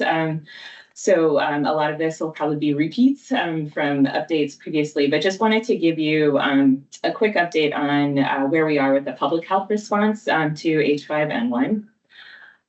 So looking at our human health monitoring experience since this virus arrived in 2022, so we are currently up to monitoring almost 2,500 people that have been exposed to this virus. The vast majority being poultry exposures, which fits with the number of positive flocks that we've had, but also 118 dairy exposures and 24 companion animal exposures. So getting back to the cat conversation, anytime there is a companion animal, mainly positive cats in this situation, we do a full follow-up. And so we have worked with the board to put together recommendations for veterinary clinics to consider H5N1 in neurologic cats as well, and also the occupational health and personal protective equipment considerations that veterinarians should consider, and also working with our rescues as well, and so raising awareness about people who rescue stray cats of H5N1 as well. And so we currently have 34 people in monitoring. We've actually been getting, we have contractors from Minnesota that do travel around the country to assist with depopulation efforts in other states. And so upon their return, we are responsible for doing their human health monitoring and testing if any of them happen to develop any concerning symptoms. And so as the East Coast has lots of poultry operations that are breaking with H5N1 as well, we are assisting and monitoring those people too. So since we've started this process, we've had 95 folks report symptoms to us, including from all sectors, and we've tested 67 poultry workers, 2 dairy workers, and 3 people that were exposed to positive cats. In Minnesota, we have not detected any human infections of H5N1, but we do pick up seasonal respiratory pathogens in about 1/3 of the people that we test, which has been consistent as we move through this response. So we've provided personal protective equipment to the industry for folks that aren't able to access that. And so far to date, we've received 242 requests for personal protective equipment, the vast majority of that being from the dairy industry.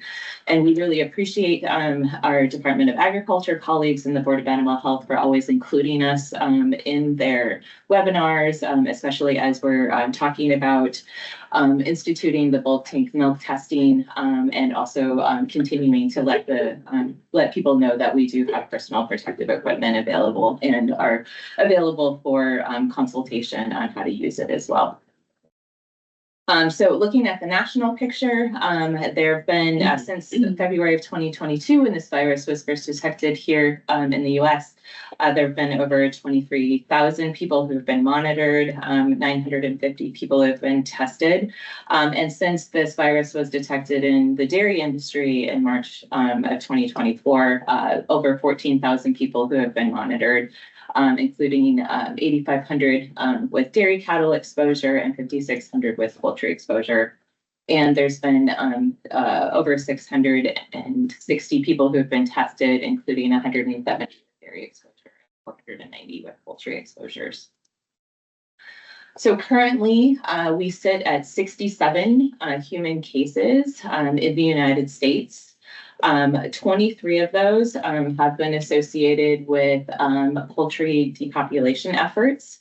And the vast majority of those poultry exposures have presented with conjunctivitis. We have had one person who was associated with a backyard flock. Unfortunately, this person did develop a severe illness and did pass away after their infection. And I'll talk a little bit more about that in the next slide. And we've had 40 people who have tested positive that have been associated with dairy cattle exposures, vast majority being in California. Again, similar to our poultry exposures, the vast majority of these are, again, presenting with conjunctivitis. And we've also detected 3 cases, including one hospitalized patient in Missouri and 2 children in California through routine human influenza surveillance. So human influenza is something that public health is constantly tracking through multiple different areas, both hospitalized patients and people who present to outpatients. And there's a constant stream of isolates that are coming into public health laboratories that are then being subtyped and compared to what's circulating in animals as well. And so the hospitalized patient in Missouri was actually hospitalized for a completely different reason, but happened to develop some respiratory signs and was tested positive then. And the 2 children from California were outpatient clinics. Their exposures, unfortunately, are unknown. And so these 3 cases prompted a health alert from the Centers for Disease Control to essentially ask clinical labs, human clinical labs who are submitting all of these isolates to speed it up. Because by the time isolates are submitted to the lab, they're tested again, and then they go through whole genome sequencing.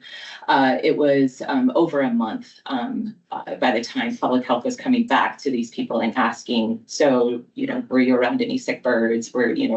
And so the longer it takes to get back to people, the less accurate their memory is. And so that was the goal of that health alert. Not that there's an increased risk at this point in time, because it did get a lot of press, but just more to speed up the time frame that labs are submitting for testing.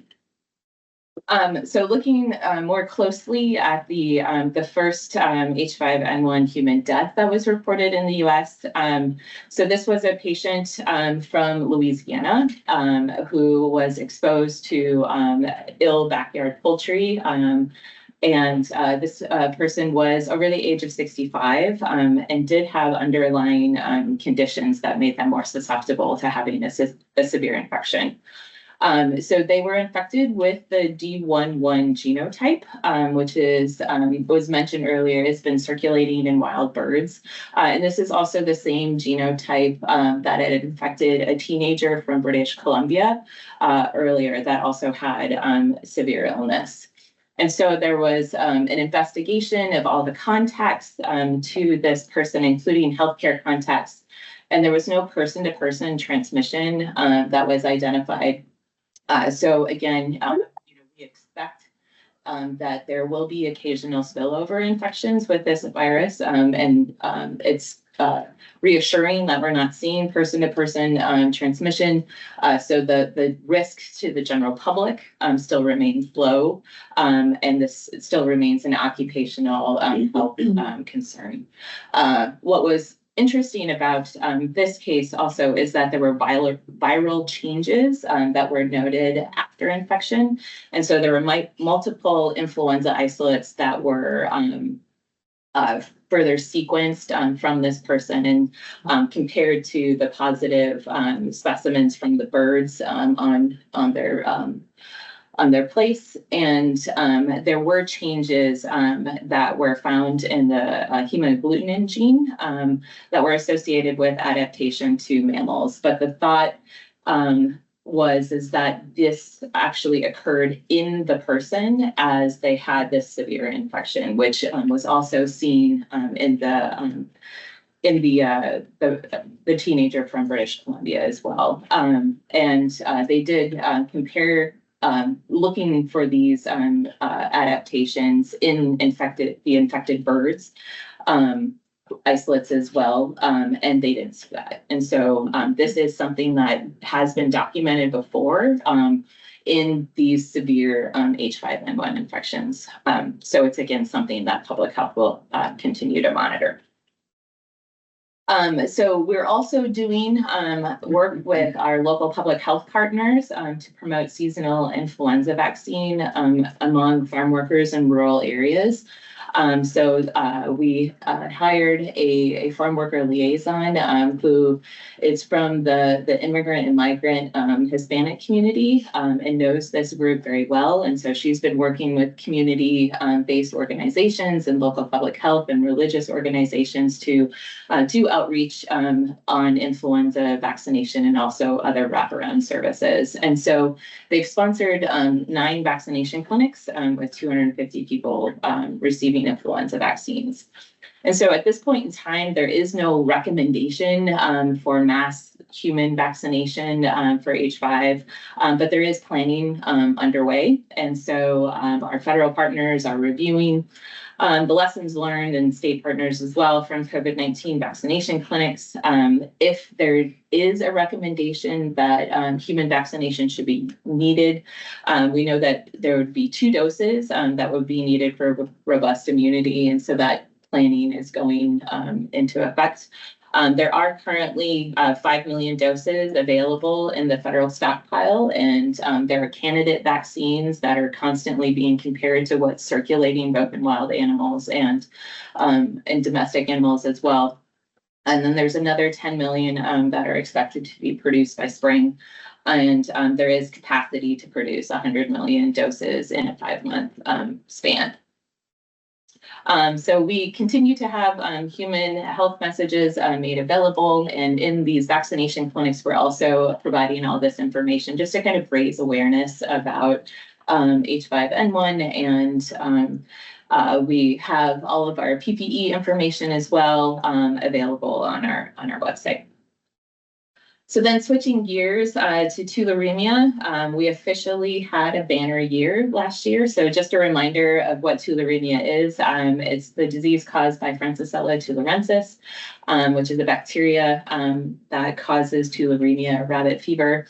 It infects over 200 species, including people, but rabbits, rodents, and arthropods are the primary reservoir. So the clinical signs are similar in animals and people, usually fever with nonspecific signs or swollen lymph nodes. But there are 6 different clinical forms, which really depend on the route of exposure. And so cats are very susceptible. And so veterinarians will often see a cat with tularemia will present with a really, really high fever and swollen lymph nodes. Pets tend to be exposed by hunting infected animals or getting tick or fly bites. And people tend to be exposed to their sick pets or also by getting bit by those arthropods. And so, as was mentioned earlier, we had a banner year, 27 animal cases, mainly cats. We had 21 cats, but we did dogs, and that we don't see positive dogs that often, and also one positive rabbit. But we had 5 human cases, and again, all of these were located in the Twin Cities metro, which is probably more of a recognition and ability to get diagnostics. There certainly are tularemia cases that occur in our rural counties as well. But our 5 human cases, 4 of them were pneumonic, meaning that they had a really severe respiratory infection. And prior to this year, over a 25-year period, we had only seen 2 pneumonic cases of tularemia before. So it really was a banner year. And then 1 was an ulcerar glandular, essentially meaning that they had an infected wound and then swollen lymph nodes as well. So you can just see the really high rate of increase of these infections that we're seeing. So we worked with the board to get some information out this summer, and we're also very thankful to the Veterinary Diagnostic Lab for now offering a PCR, which has added a ton of paperwork to them and veterinarians that do request this test, because tularemia is considered a potential agent. And so there is additional bureaucratic work that has to be done, but it's so important that we understand what's happening with this pathogen in normal time. All right. And we're also trying to get a sense of what veterinarians know about tularemia infections. And so we did offer a survey at the Minnesota Veterinary Medical Association meeting this past weekend, and are also hoping to reach out to veterinarians as well, just to get a sense of what they know about the organism. And then I just wanted to end with an update on harmful algal blooms. So harmful algal blooms are essentially these blue-green algae blooms that contain toxins that cause illness in humans and animals. And so not a concern now, but yeah, I'm sure you've all seen during the summer when it gets really hot and we get stagnant water, these nice green covers over our lakes and ponds. And so they occur everywhere in Minnesota, but really thrive in warm, shallow, nutrient-rich lakes. And these algae can produce toxins that affect the liver, the nervous system, and the skin. And so we've started surveillance in 2014, looking for reported cases. And these illnesses can be really dramatic, and it can cause rapid death in pets, especially dogs that go swimming or consume a lot of this water. And so in the past 10 years, we've had 12 human illnesses reported, and then 13 dog deaths and 5 dog illnesses. But it's likely underreported since investigations really rely on owners and medical professionals to report these suspected illnesses. And there's not really good testing.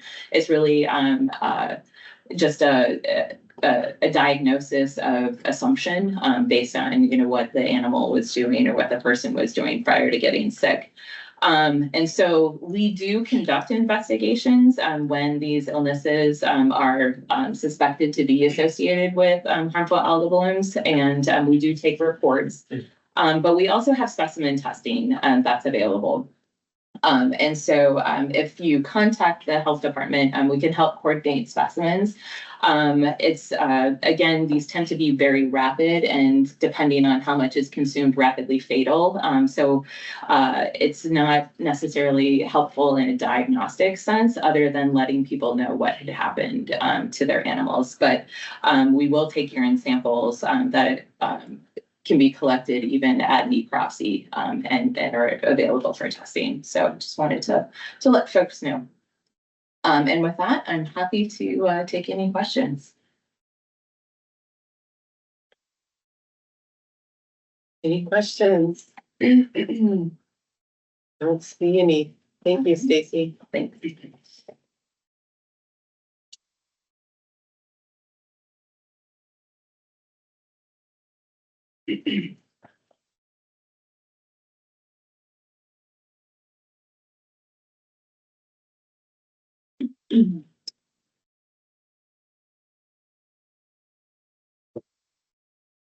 Hi, Shauna. Good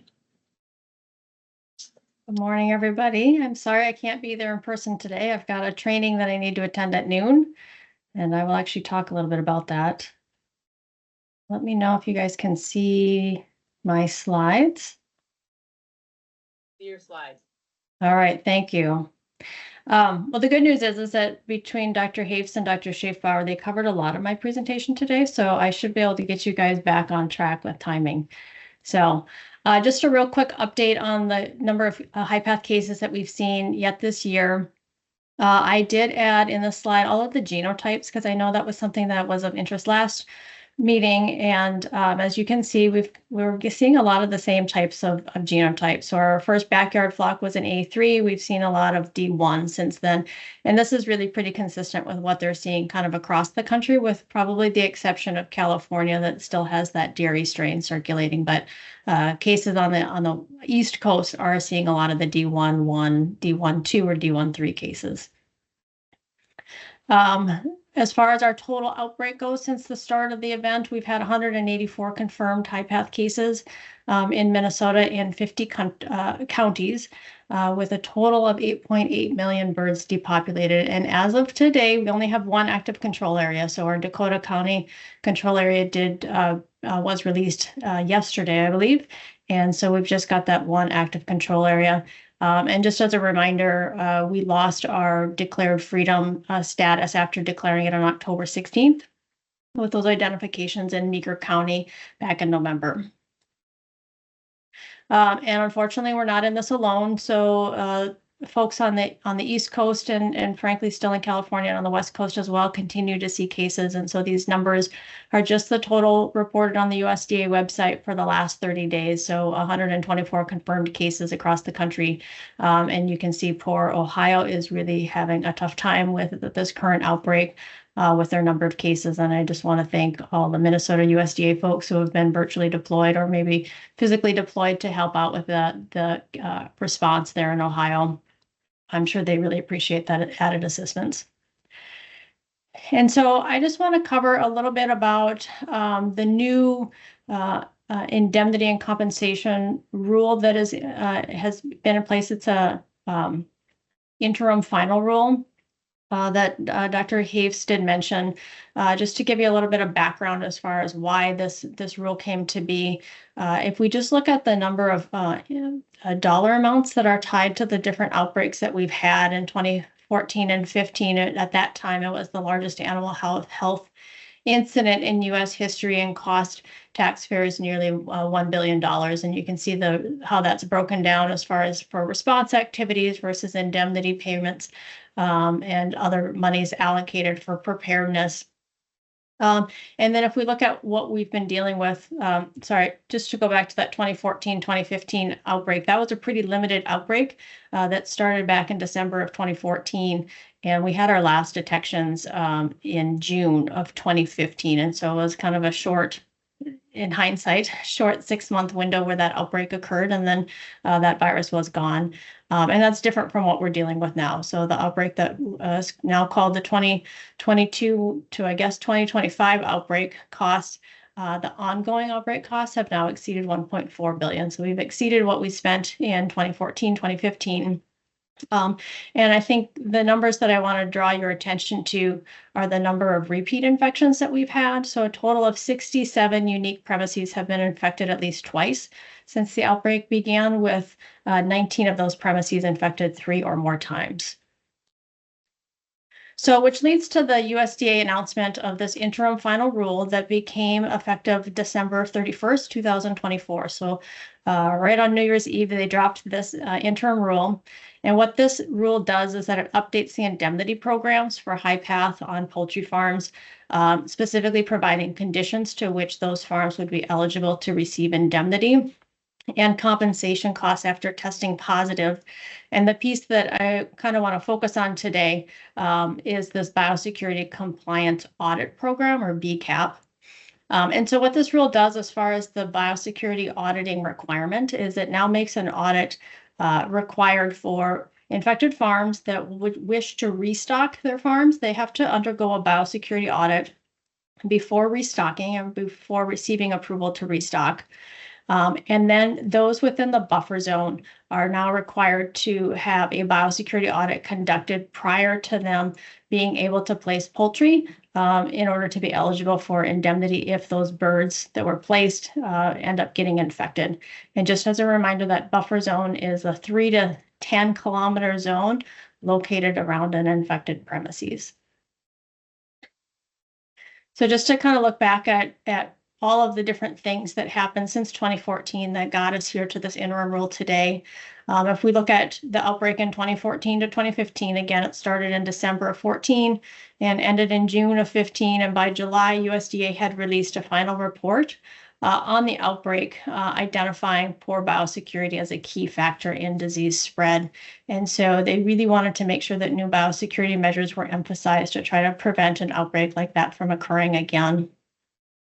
So in 2016, there was an interim rule that was published in the Federal Register that required producers self-certify that they had a biosecurity plan in place in order to receive indemnity payments.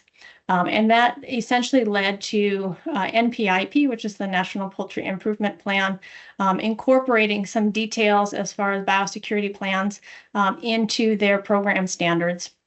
And so in 2018, a final rule was published that required poultry facilities to have a biosecurity plan in place that was also then audited by the official state agency, that's the OSA within NPIP, every 2 years. And so in Minnesota, we began auditing those biosecurity plans, and we probably conduct anywhere round about 50 audits per year on all the different turkey farms and poultry farms that we have in the state.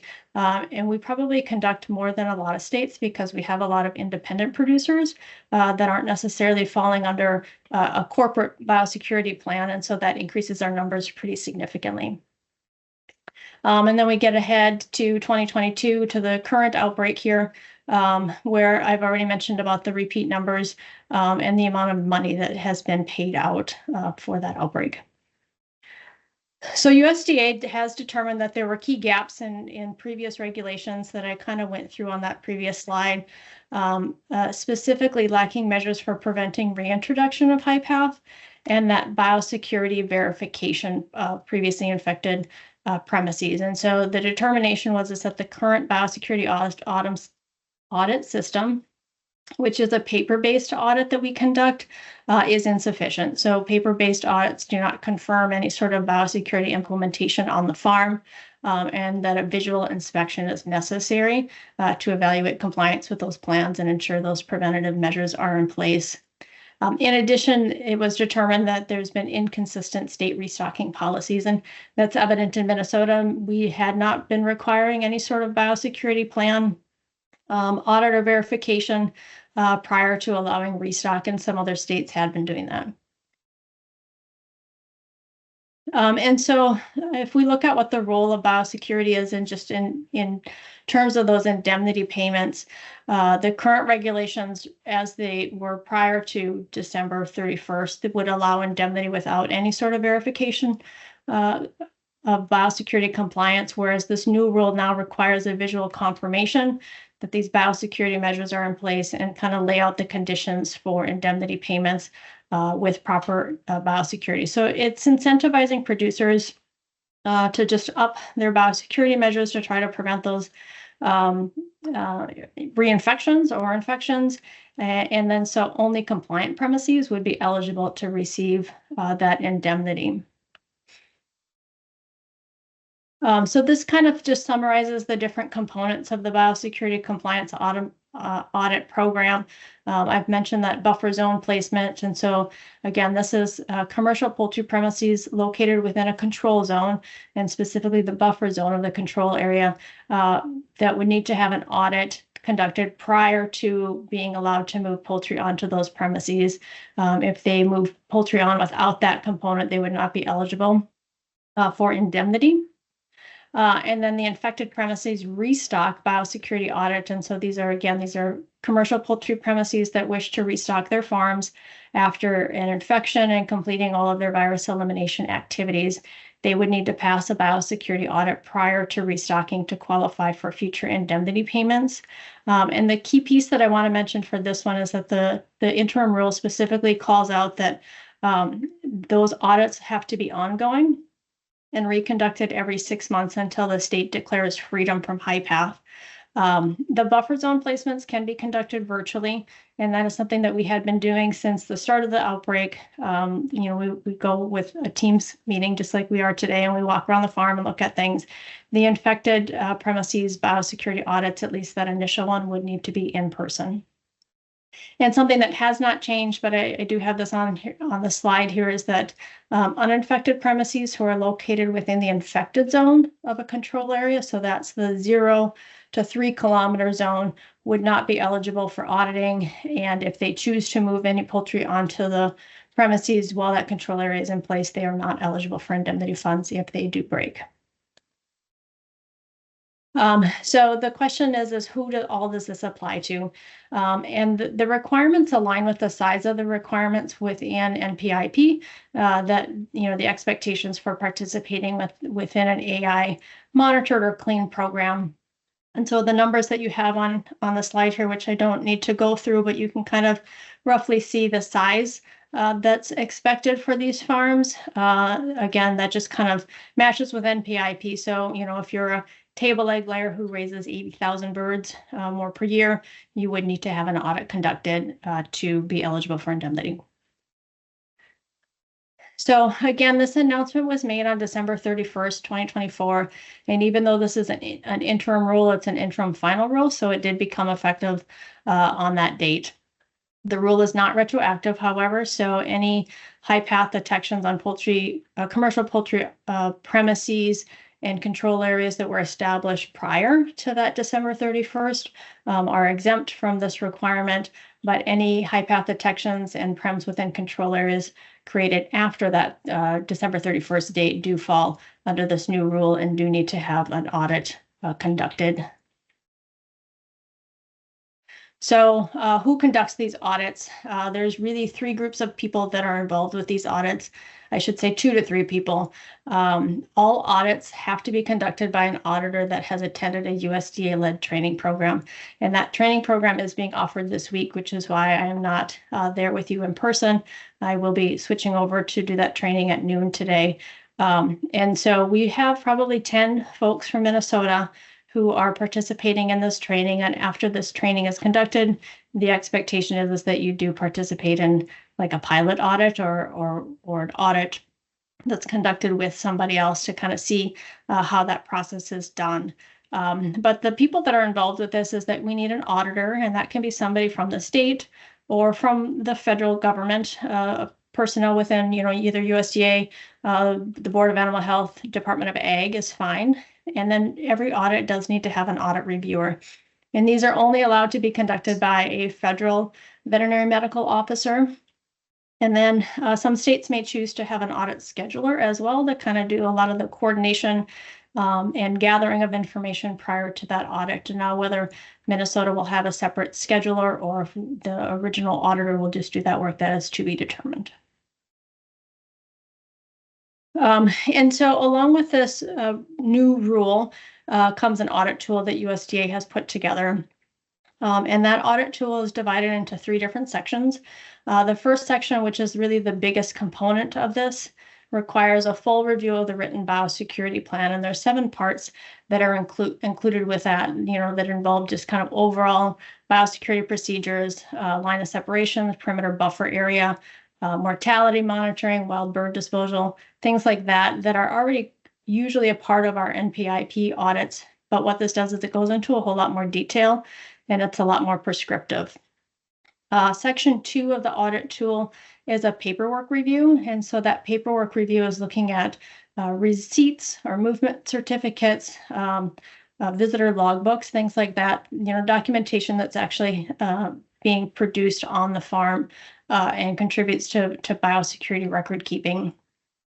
And then the third section of the audit tool is the on-site visual verification. And so that's where we, if this was a buffer zone placement, we would have them, on a Teams call and actually show us the different parts of the farm specific visualization that we need to verify that they are actually following and in compliance with their written biosecurity plan.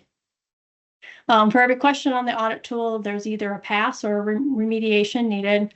And every section and every question within that audit tool has to be a pass in order for the overall audit to pass as well. And so if the premises does not pass, the audit can be repeated, after identification of those deficiencies have been remediated. I will say that we have done one of these audits in Minnesota. We had 2 individuals who went through a conditional auditor training in order to conduct a audit in the Dakota County control area. And that was a challenge for everybody involved because our biosecurity plans just aren't currently written to these standards. And so it took a lot of time and energy from both the producer and our auditors to make all of those remediations and get them set up to where they could pass and actually have a placement of birds. And so with that, I think it's just really important to stress that we need to be doing a lot of outreach with all of our producers. So we've spent, years getting producers to have their biosecurity plans so that they meet the standards of the NPIP programs.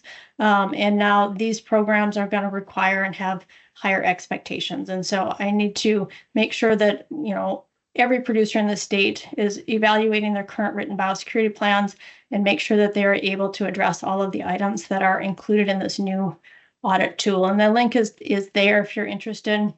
I think you can also get to it through the Federal Register, but the public period for this, or the comment period for this new rule ends March 3rd. And so I am encouraging all producers, who are impacted by this to log in and make their comments.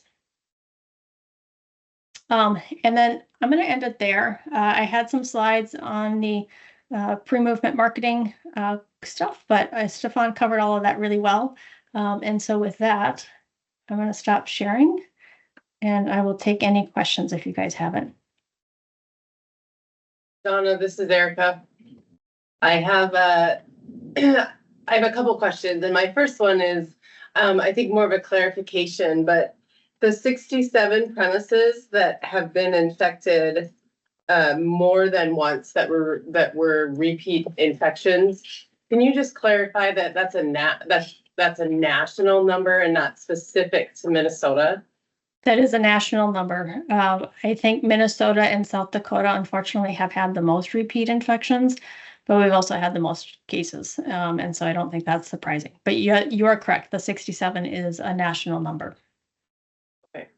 And then my second question does have to do with the 72-hour pre-movement testing, which you didn't touch on, but it's been it's been brought up here, and I know your time is limited, but from a producer perspective, so I think I'll back up and say that we're all in this situation together, and I think that industry and the diagnostic lab and MPTL and us producers, we're going to have to work together moving forward to figure out how to navigate through this rule that's been thrown at us. So my question for you is lab capacity, and Hemant, you can even jump into at the VDL, but what does that look like?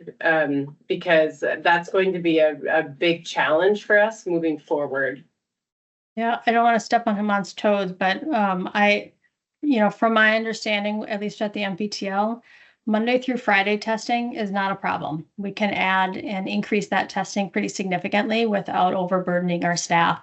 But when we start to look at after hours testing or the need for weekend testing, that's a different story. We've got limited number of technicians who can conduct that test. And if we're expecting now Saturday and Sunday testing in order to comply with the 72-hour rule, that's a good way to burn people out real fast. And I'll open that to Hemant to see if there's anything else he wants to add. Thank you, Shauna. In fact, when our talk started, I got an email from NVSL asking, how are you all doing? Because the order is out. Are you seeing an increase in submissions? And we have not seen an increase in submissions, I guess, because the communication piece is still missing, that the order is out. And so, but we might see a surge. As far as testing, MPTL is primarily doing the poultry PCR testing, and at VDL, we are doing it on Saturdays, or actually on Saturdays right now, and Sundays done in MPTL. But if need be, we have the capacity. I spoke to our section.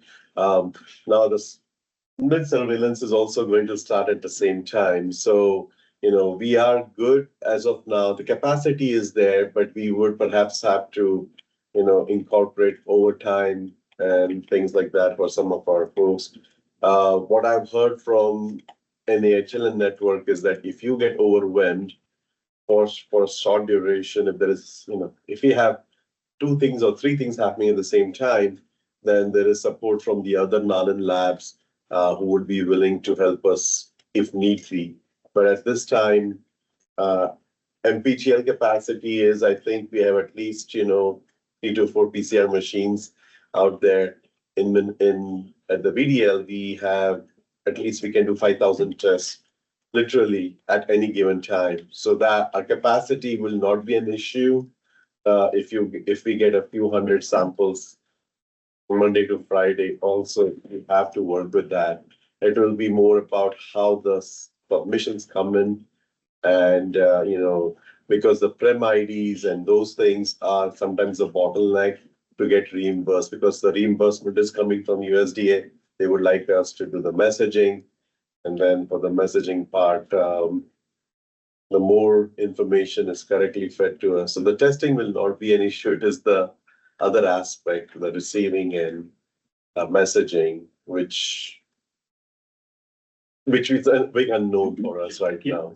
And just to clarify too, it doesn't have to be at our NALN lab. The testing can be done at out-of-state NALN lab too. But I think it's still not complete yet. When I talked to Dr. Sifford about it, I got one conversation with her after it had been planned for 3 weeks, she told me. So Stephan had shared that slide that said under cooperation or guidance with state animal health officials, Dr. Thompson and I both called each other and said, did you talk to him? Yes, I didn't. So just to clear that. But the other point she made is this isn't a rule, this is a policy, which means there's flexibility in implementation of it. So I think they're still open to exploring what needs to be tweaked to make this more effective. And I shared those exact concerns with her. We're dealing with poultry in all corners of our state, and slaughter happens 7 days a week. So how are they going to get these birds in that 72-hour window when our labs aren't open over weekends, holidays, that sort of thing? So I think there's opportunities still to work with the policy to make it more manageable. Yeah. I think they're still open to that, but I turn to Stephan to comment more on that. I keep doing that. And literally Stephan heard about this from me. Yeah. She didn't get the communication directly. Maybe before, Shauna has like 1 minute before she has to go. So, sorry, that took up a lot of time, but are there any other questions for Shauna before she needs to leave? I just have a quick question. In the swine industry, when we do this, we often are able to pool samples so that you get a premise, positive, negative, and then go from there. And I don't know if that helps. I know you guys would have considered all that. Yeah, it's just like the regular sampling, so it'd be pooled to represent the flock. Yeah.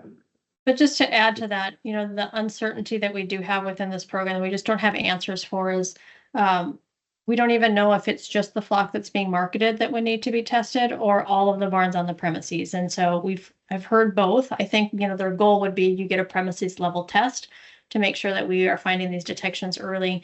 But all of that also then leads to the capacity, right? Are we testing one sample or are we testing 20 samples, depending on how many barns are on site? So there's some information that we're still lacking. And hopefully we get that relatively soon if they expect us to be able to implement this. And, we'll work with our producers to make sure that we get this. And I think anytime we can get an early detection, everyone's going to be better off. One more point on that. This policy doesn't run through our office. So this is being implemented by the USDA. The state animal health officials are aware of it, but we're not charged with implementing, policing, that sort of thing. So that's another confusing aspect because producers are coming to Shauna to say, how do we do this? When do we do this? And Shauna doesn't have the answers, and she's not the agency that is enforcing it. Thank you, Shauna, for your update. Thank you. Good luck with your training. Thank you. Stephan, I didn't mean to cut you off. Was there anything in response to Brian? Just a glare. Like a therapy session.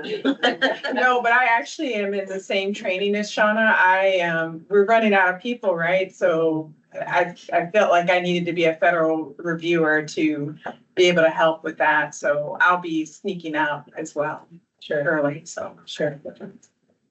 Thank you. With that, looks like our lunch is here. So I think we'll take a 30-minute break for lunch and we'll. Can I make one introduction before that? Yeah. Jolynn just snuck in, I didn't mean to say, our new tribal liaison that we shared with Department of Ag. Thanks for coming. Thank you. All right, half an hour break for lunch. All right, everybody, we're gonna get started with our meeting again. Yeah.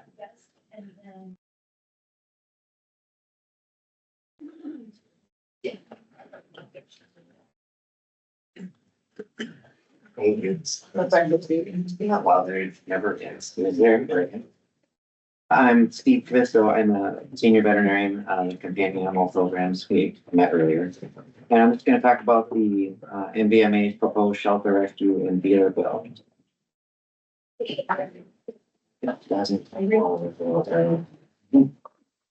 We did.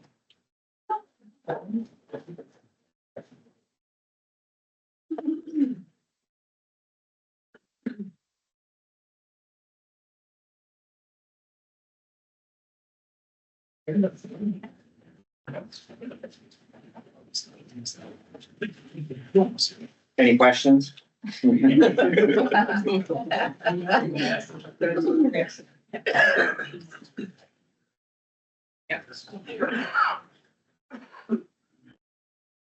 Currently, the Board of Animal Health is tasked with licensing and inspecting commercial breeders and kennels.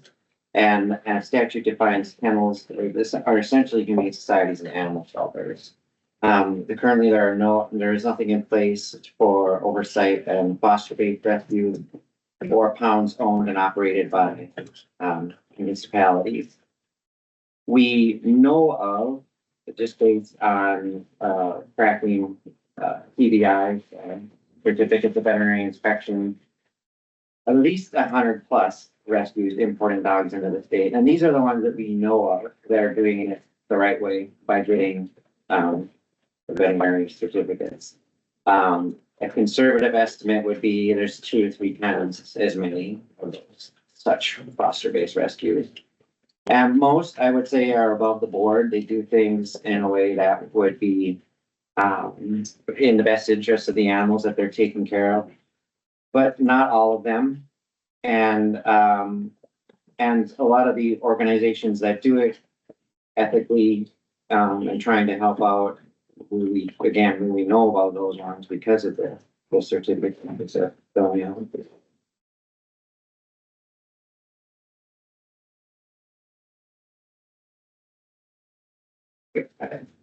So the solution now then is the legislation needed to bring these organizations under the umbrella of Board of Animal Health, so we can monitor and track what they're doing.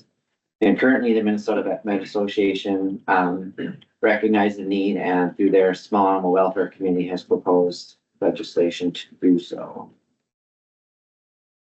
The proposed legislation, Shelters, Rescue and Dealers Bill, hopes to fill in the gaps that the current legislation leaves open. Along with the addition of foster-based rescue, some of the highlights include changes to some of the current kennel legislation, not the least of which is replacing the term kennel with shelter to make things less confusing. Increasing a licensing fee, it's currently $15 a year for kennels. Which is probably not enough, so increasing that.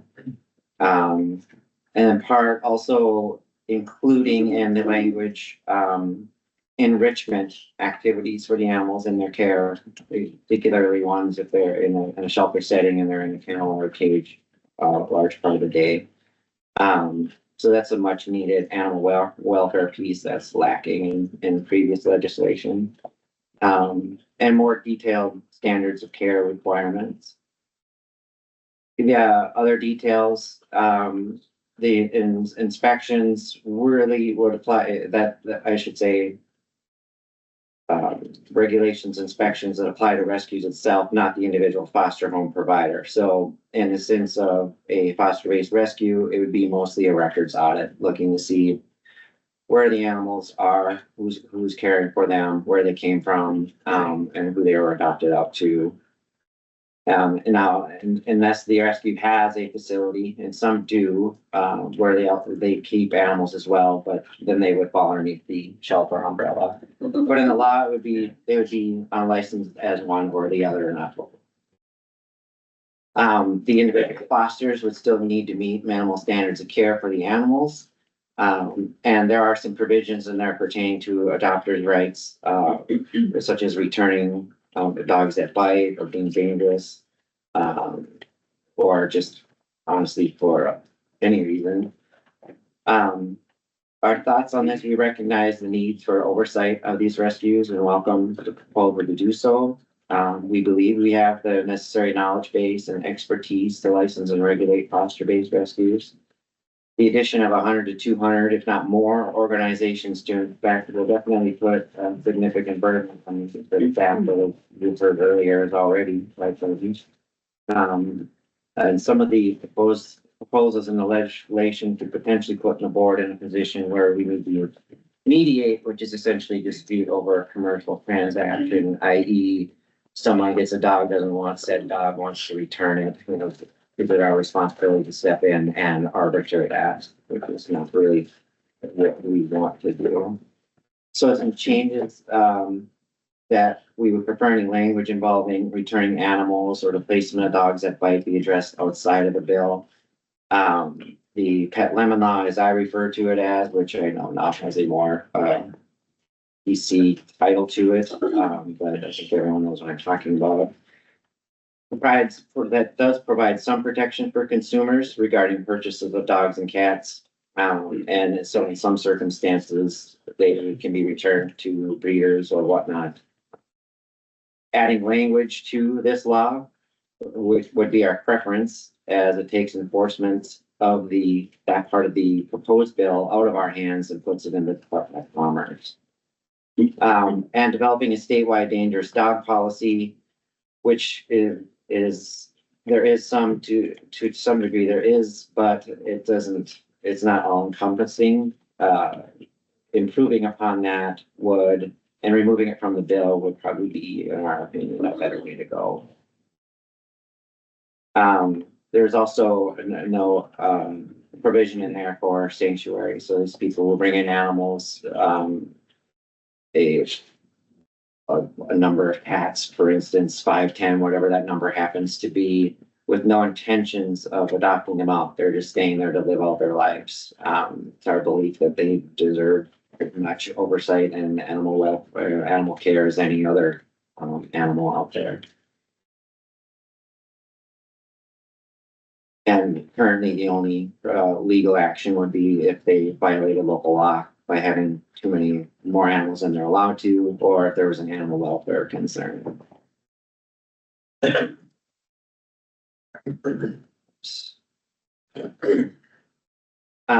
Also adding breeders to the legislation would simplify things as it stands right now. We have two separate bills, one for kennels and shelters and one for breeders.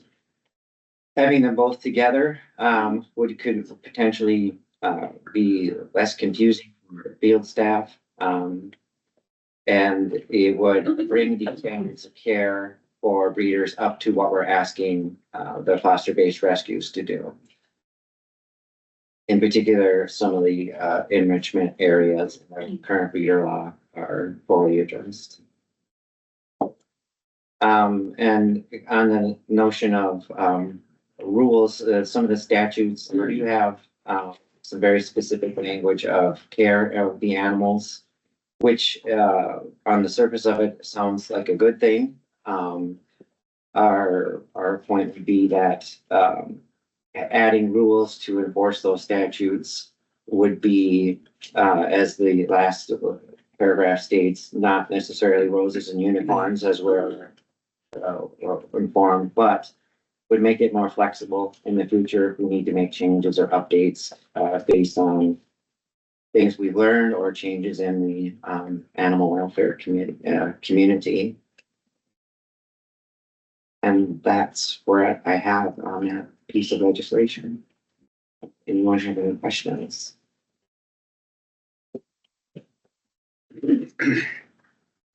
Just a comment, Steve, for the group, just so you know where MVMA is at with this proposed legislation. The bill has been drafted through the legislative analysts, and it's now finishing up from the reviser of statutes office, and then it'll be jacketed. The bill does not have an author yet. That's kind of where that whole process is, just so you know. And we certainly have the list of concerns from the board's perspective. We also have a list of concerns from a group of foster and shelter people that run these organizations, some of the better ones in the state. And the Small Animal Welfare Committee will meet again on the 11th of this month. And we certainly will, do due diligence to go through all these concerns.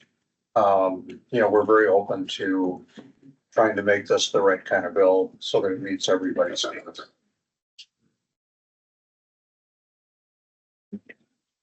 Any questions? I have a couple questions. Just to understand better. So, I heard you talking about the dangerous dogs and stuff. And I'm not sure how exactly it's worded anymore. I haven't looked at it in a little bit, but, do you think it would, how would it impact the board if the statute stated that it needed to be disclosed if a dog was dangerous?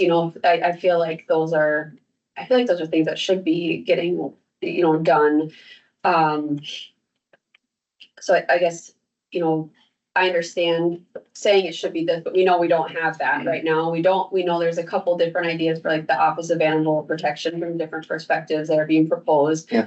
But technically it is a problem and it's not there. And I think, is there a problem? Like, how would that impact the board if there was just like a statement saying that they would need to disclose that there has been? I think if it was made clear that the role of the board would be if that arrangement wasn't honored, that the potential loss of licensure, in a way that states that we're not going to, we're going to go and get this dog. We're not going to take someone to court over this, it's going to Sure.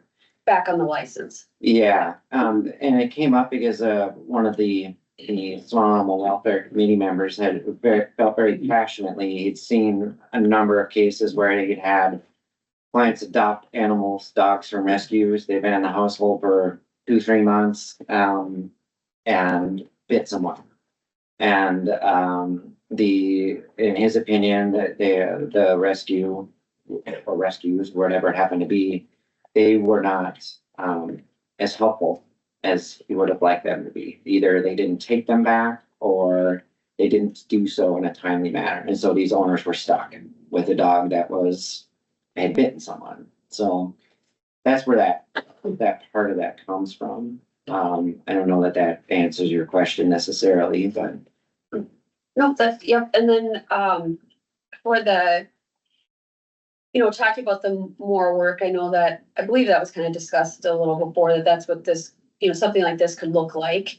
But also, if another group were to come forward and say that they wanted to create another board that would do these things, for example, someone would be doing it and funds would be getting used towards that. And I still think veterinarians being the ones to talk about what welfare looks like and what standards of care looks like is still in the best hands here, so I think, figuring out, maybe that's just maybe my perspective, but I think, it needs to be done, right? At Yes. some point.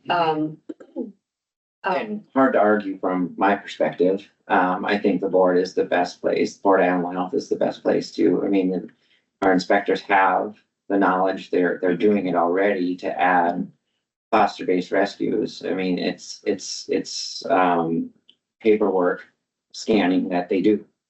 So it's not a new skill for them. Last question. So just because we haven't had a chance to connect, for me to ask your perspective with saying breeders should be included, what would that look like? Like, would that conflict with current legislation, or, I guess it does look, to me, it looks a little different, but, versus saying we're creating these standards over here and then try to update these ones over here. How does that work in the process? And I know we lost our legislative person, but how does that, does that make it much more difficult for this to pass if you've already got some legislation over here and then you're gonna try to put this group that's already regulated, or, what I'm trying to say? I do, yeah, and potentially, and then the goal would be not to torpedo what's out there. If they're all things considered, it's agreeable to the board. But the other option is to write rules to the existing statutes for breeders to bring it up to the standards that we're asking foster-based rescues and shelters to adhere to. So that is definitely another option for us. And maybe that's the easier route, but not unicorns and roses. Thank you. I'm really confused. The commercial breeder statute has in it the standards of care that are, with a little bit of translation here and there, virtually identical to what's in the rules for shelters on standards of care. So you're saying written into statute? So there are some things in, I would say, like enrichment. There's regarding temperature, humidity standards. There's not numbers specifically in the companion, the breeder bill. It's just the kind of vague language to appropriate for the animals being kept, or their species, their age, their whatnot. So making it less ambiguous. So going from performance standards to engineering standards for everybody? I'm gonna be honest, I'm not sure. So what you're saying is, if it passes the eyeball test, it shouldn't, the number shouldn't matter? Well, if it produces the results that are identified in the standard. The dogs appear to be in appropriate weight rather than judging them on some 1 to 10 scale, for instance. I see. It may be not 100% clear that we're talking about the same thing or not, but we can certainly talk about that more to clarify that. I think the overall goal is to move away from subjective and more towards objective evaluation. So Thank you. Yes. that's where we seem to get ourselves in trouble. If it's subjective, it's going to vary on the inspector. If we can develop some objective guidance that helps keep everything more uniform. I guess I think that's the direction. Those were the words I was searching for. Yeah, unsuccessfully, I might add. Other questions? Just on a side note, the Range Regional Animal Rescue that at the last meeting, yesterday, myself, Ellie and Amanda from USDA, we did the closeout inspection, and they are animal free. The city is operating it as a animal intake, aka a pound. So just to update you on that. And the process was smooth. They got a bunch of rescues. They helped home some animals, and they found homes for them one way or another. So yeah, that's what I got. Thank you, Steve. Yeah. Did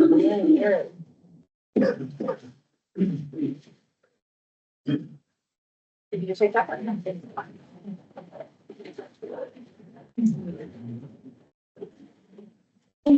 Don't block me.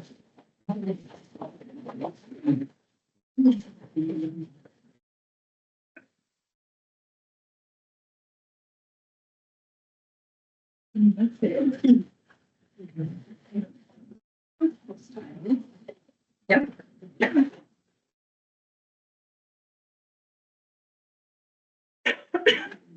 Right. Yeah.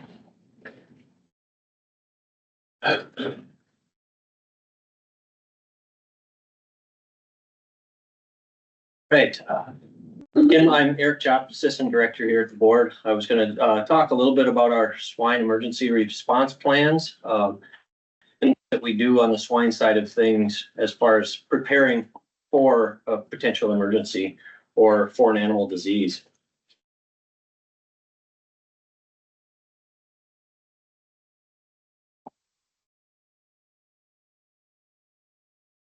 Move.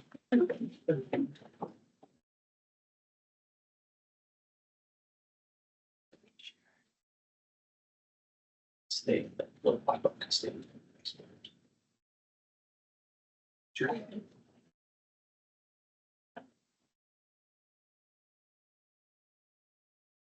So like I said, there are several different things that we're doing to prepare ourselves for any type of a response that we would need to do in swine. Most of the things are centered around African swine fever, classical swine fever, and foot and mouth disease. So we have been working diligently at getting our ASF and CSF plan updated. We're getting into the final stages of doing that. We're basing that plan off of what's called the Red Book that USDA puts out. They updated that back in 2023. The Red Book is mainly a guidance for states to follow. So then we make it actually a Minnesota plan from there. Within that plan, I should back up a little bit. With the map on the side, one of the reasons we're very concerned about African swine fever is it has been found in the Dominican Republic and Haiti, which is not very far off our borders. It's the first time it's been in the Western Hemisphere in decades. So since that detection, it's heightened North America's response plans because we know it's close, it's knocking on our door. It is also in lots of mainly Eastern Europe, China, and Africa as well. So it is endemic in Africa and several places throughout Europe and in Asia. I would like to add that we did have help from a veterinarian I believe she's working on her residency at the University of Minnesota, has helped out with this plan. And she is actually from Ukraine, and Ukraine has been dealing with African swine fever for quite some time. So getting her perspective on how they've handled it, some of the things that they've learned from that, so we don't repeat any of the mistakes that they've made, hopefully, if we do have it. Within that response plan, there are several different portions of it. So there are differences of how we would respond if one of those diseases enters North America, so into Canada or Mexico and not the US. We also have a plan of how we would respond if it's in the US and not in Minnesota, as well as if it becomes, if it's found in the borders of Minnesota.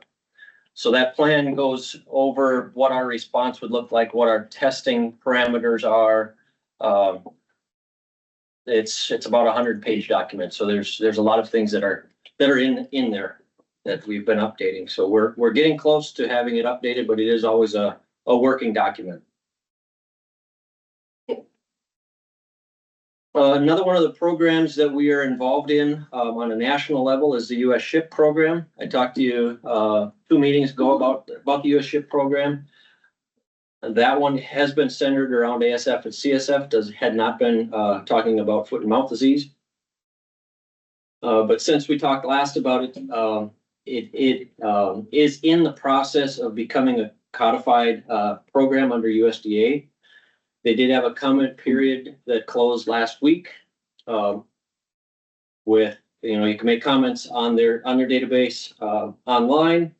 Last I looked, there were roughly 50 comments that were made. I didn't go through them all to see what they were, but the process is now the USDA will go through, look at all of those comments, and then hopefully put out rules to make it a codified program.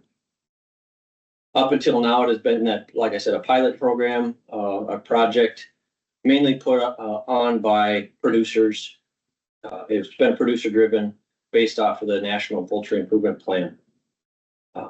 Currently, there are 36 participating states in the program, which encompass 2/3 of the US swine population.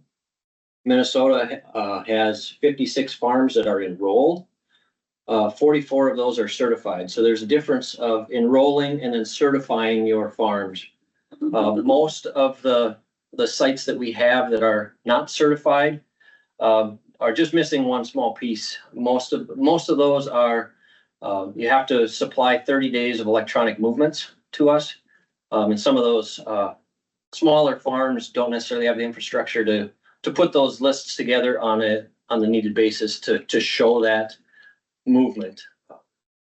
With that being said, we do have 5.3 million pigs within Minnesota enrolled, which 4.8 million are certified. Hey, Eric. Yes. I'm sorry, could you clarify on the electronic movement, like that there's that missing piece? What does that mean? There are certain parameters to be certified, and one of the parameters is that you have to supply, it's a 30-day movement record electronically to us as a state official. Okay, so like where your pigs are moving to? On Yes, the farm. where they're moving, on and off the farm. Okay. Including all the premise ID numbers. So that movement type of record. Gotcha, okay. It is. The reason is to prove that they can do that in an emergency traceback situation. So we don't want to be dealing with paper copies, trying to sort through where the pigs are moving. If we have access electronically, we can do it in real time. That's what it was based on. Yeah. Thank you. And the goal is to have those records, like Brad said, on almost an immediate basis. So within several days, we could have all current movement records of where those animals are. Okay, moving. thank you. This is a national level, so 76% of the U.S. breeding herd is in the program, and about 65% of the U.S. growing pig herd.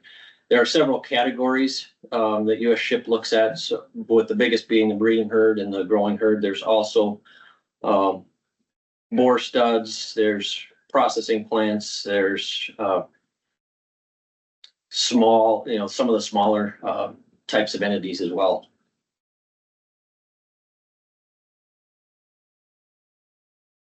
Another thing that we manage and work with is the secure pork supply plans. That's basically a plan for continuity of business in the event of a disease that a farm would put together. We do have the ability for farms to go onto our website and enter in their information to, so we could, monitor and actually have those plans in our database. We do currently have about 400 farms enrolled. That's farms, that's not necessarily sites. So there's other sites that may be, in that aren't accounted for, but it's basically the secure pork supply plan is to limit the exposure through enhanced biosecurity, traceability, disease monitoring, and personnel training. So another part of the secure pork supply plan that basically around the disease monitoring training is certified swine sample collectors. Certified swine sample collectors are trained through not only a class, but hands-on taking samples.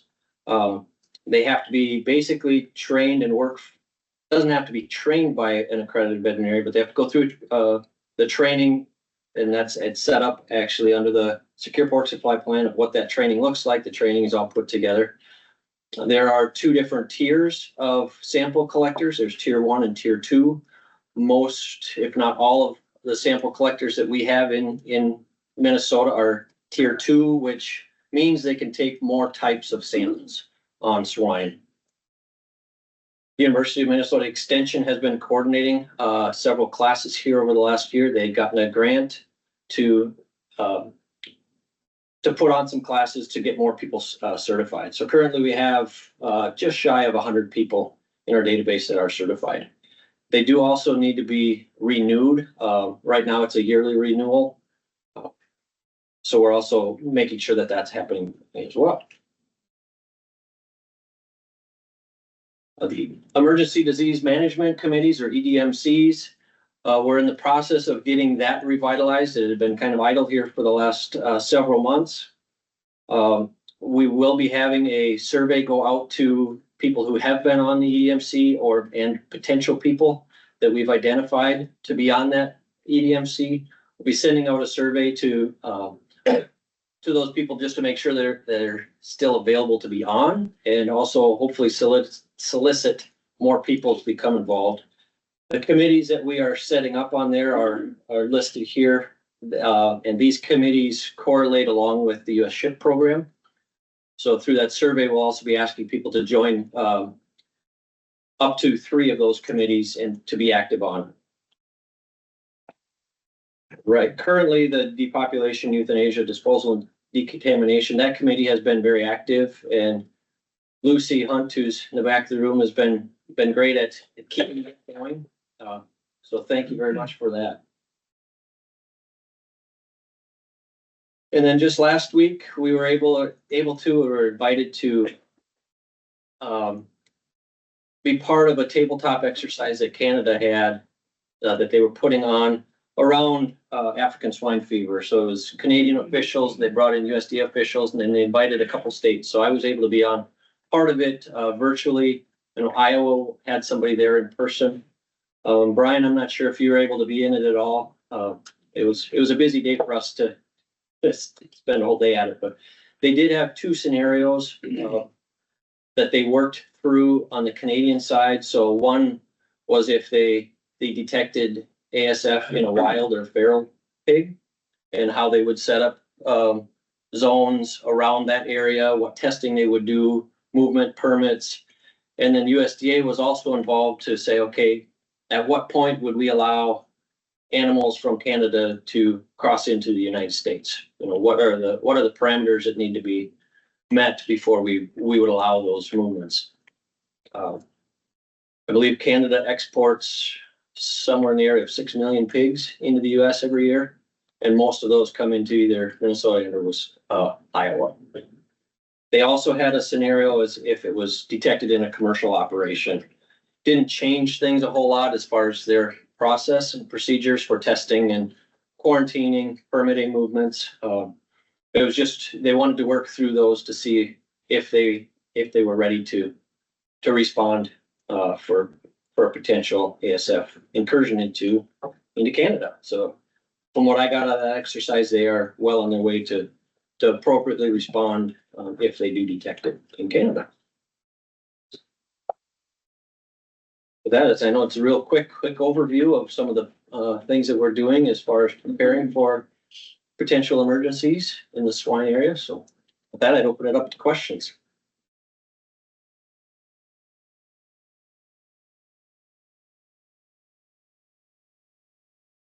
I guess I have a little bit of a question. I know the state veterinarians were swine are produced and are high on the list, that the state veterinarians are able to communicate with each other pretty quickly. But in our system, we have a specialist and the state veterinarian who would intervene and get everything going. We feel confident that we know who to talk to, and we feel confident we know who to talk to and what to do as soon as something happens. Are you saying in Canada or? No, here in the US. Oh. Here in the US. Yes, I believe we do. That will, hopefully we can solidify that a little bit more with our EDMC to make sure we have people on that committee that are engaged and can get the word out, and respond appropriately. So that's one of the main goals of the EDMC, is to have that list of people that we can contact and, have a meeting tomorrow if we need to. Industry people, the Yes. Department of Ag, the whole. Yeah, so there's industry people, Minnesota Pork, as well as the Diagnostic Lab, USDA officials. So it's hopefully encompaces as many Minnesota's people as still we number can. 2 in pigs, right? What's that? Minnesota's still number 2. I grew up in Iowa where we were number 1. Says a lot. Anyway, but We've also set up an emergency response committee. So taking kind of a handful of those individuals that are on the EDMC and using them as kind of our sounding board. We did this during the depopulation exercises back in 2020, where kind of getting input from a smaller advisory group, if you will, to determine how do we message this. Obviously, Michael is involved in that as well as our communications director. So within the state, we think we're pretty well equipped and prepared. I mean, as can be. Obviously, if this shows up, it becomes a federal issue. So we will have lots of guidance at that point.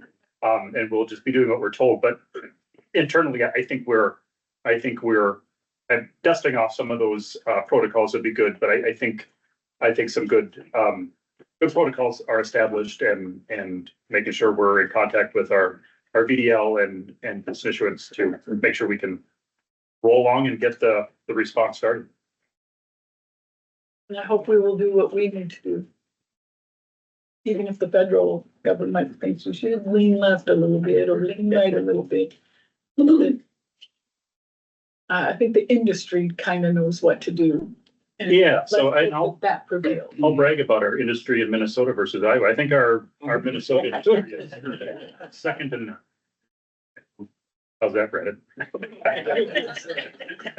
Very involved. The swine industry in Minnesota has been very involved in developing our response plan as well as the EDMC for swines. And be a state that can be an example to others, how they can catch up. You're quoting Brandon right now. That's almost exactly what he said in a meeting a couple months ago. No, I'm proud of you guys. Definitely proud of you guys. Hey, quick question. Yes. So 5 million pigs that make up for the 56 of farms that have enrolled in the US ship from Minnesota. Outside of that, what percentage of our pigs are not into the US ship? Is it like, this is like 70% of the pigs are involved or 50%? No.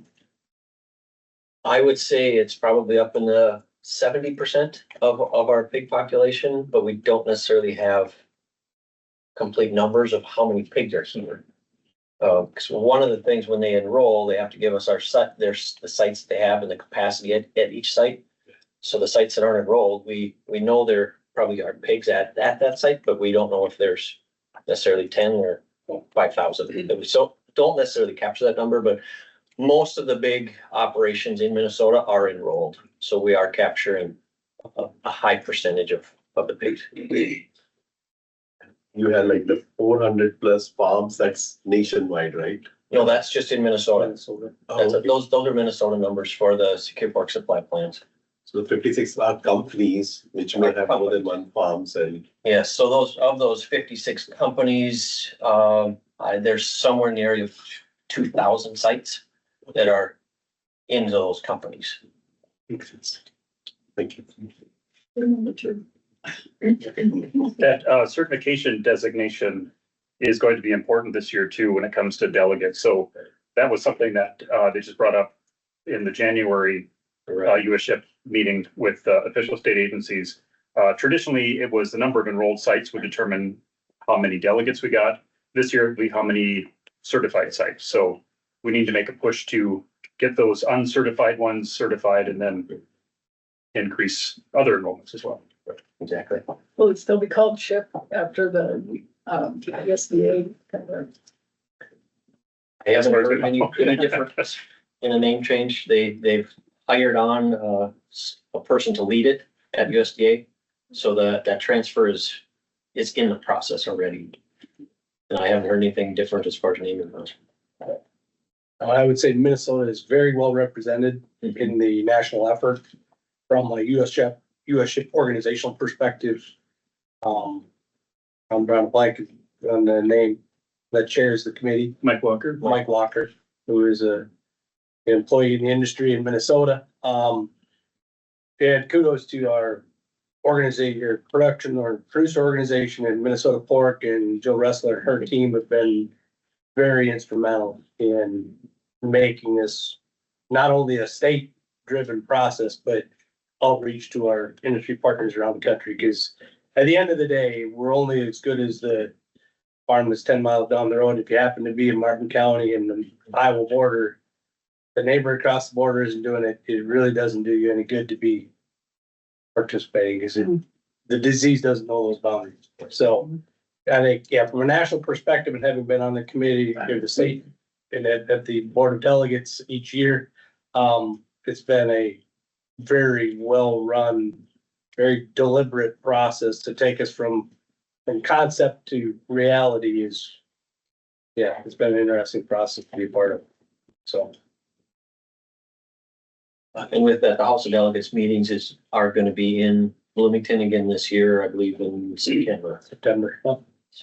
They've been I think this is at least the third year the House of Delegates being in Minnesota. So yeah, that's where all of the states come together to Minnesota for those meetings. Yep.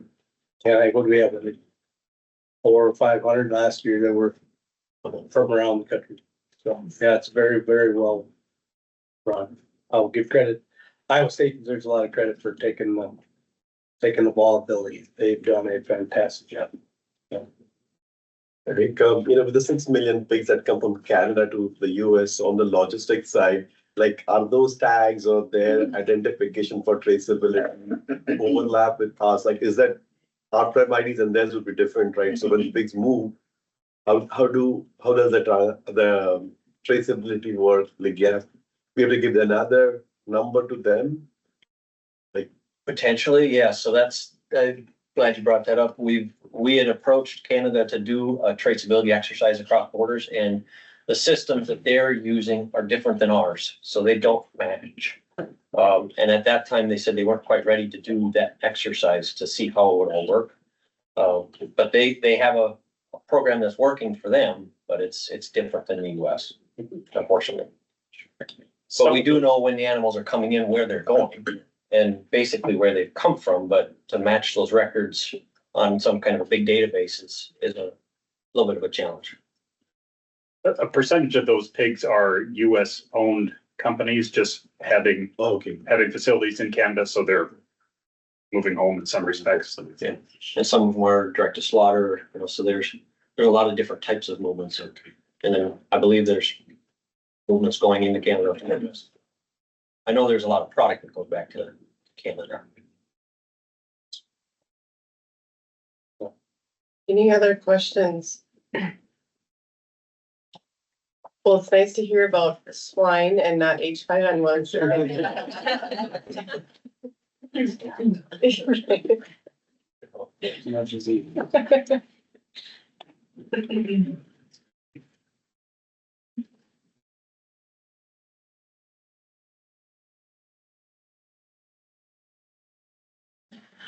Yeah.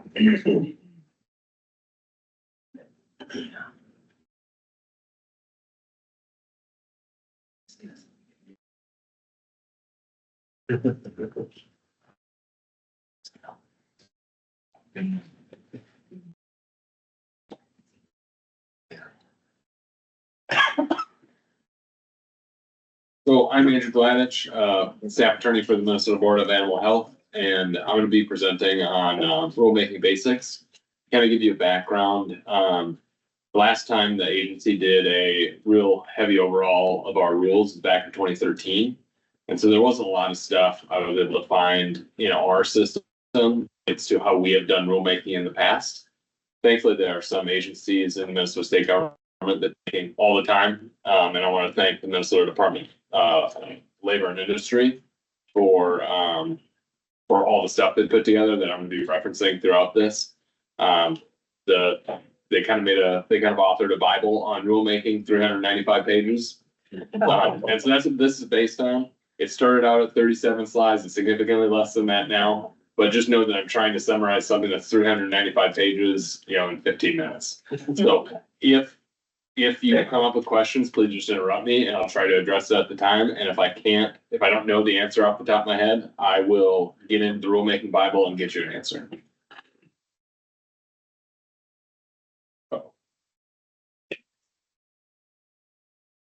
Just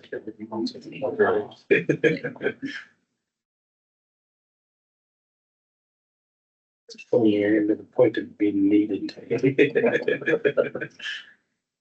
Aaron, did you just set that up so we're needed today? This is how I want it.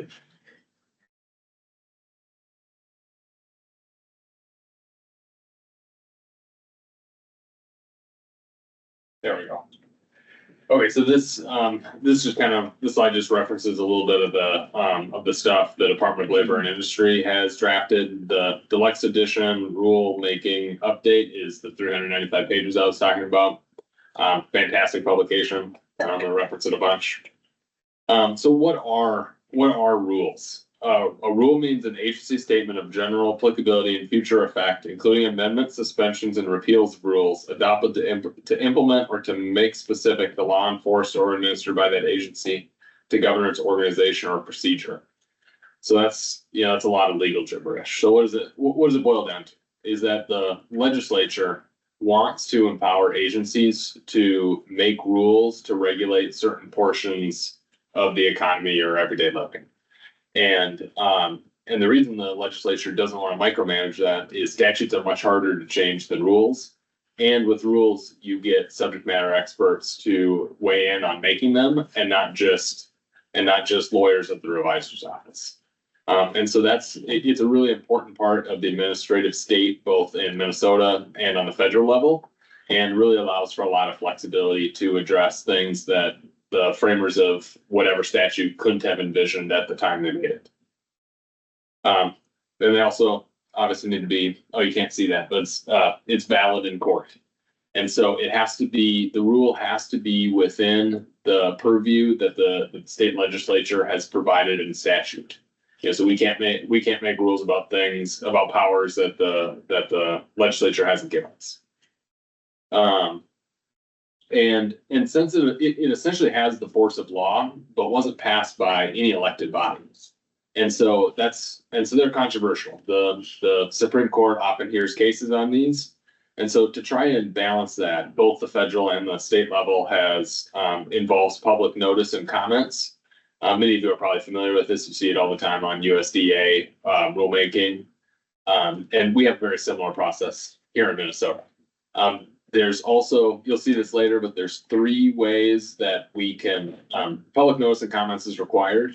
You can either have a hearing, go with no hearing, and the basis of the slides you're going to see is assuming that we're not going to have a hearing. We don't have to do it that way. I just had to choose one so there wasn't 50 slides.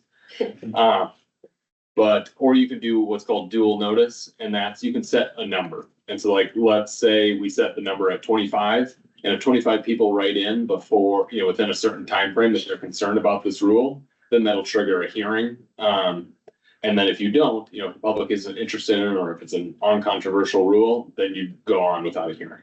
But just for your awareness, this PowerPoint is based on assuming that there's not going to be a hearing, that the rule is uncontroversial and we're not worried about it. There's 4 types of rulemaking: regular rulemaking, which is the only type the board ever does; good cause exempt, expedited, and obsolete. Once again, we're only talking about regular rulemaking in this PowerPoint because we don't really deal with the other 3. So this is a basic timeline of how to get a rule from being proposed all the way to being filed in with the revisor's office. This timeline is based on an agency rather than a board. We'd have either 1 or 2 more steps since we're a board. So if you see all the way on the far left, the governor's office preliminary review, we'd have 1 step before that, and that would be, we would present a change in language to a rule to you, the board, and then you either approve, deny it, or suggest edits to it. And then that would reset to whenever the next meeting was, and then we propose that again. And the reason why the governor's office preliminary review is the next step is because all the way at the end, unfortunately, you can't really see it. Okay. He has a veto power over any rule. And so if it gets through your guys' review, the board's review, and you like it, and then we send it over to the governor's office and he doesn't want it at all, then we're essentially done with that idea. And sometimes they'll respond, the governor's office will respond with what they would, what language they would accept, but sometimes they're not interested in further rulemaking in any related to that at all. That's something you have to figure out as you go, but that's why the governor office reviews are so important, is because he is the ultimate, he or she as the governor is the ultimate approval authority. Uh-oh, now we're frozen again.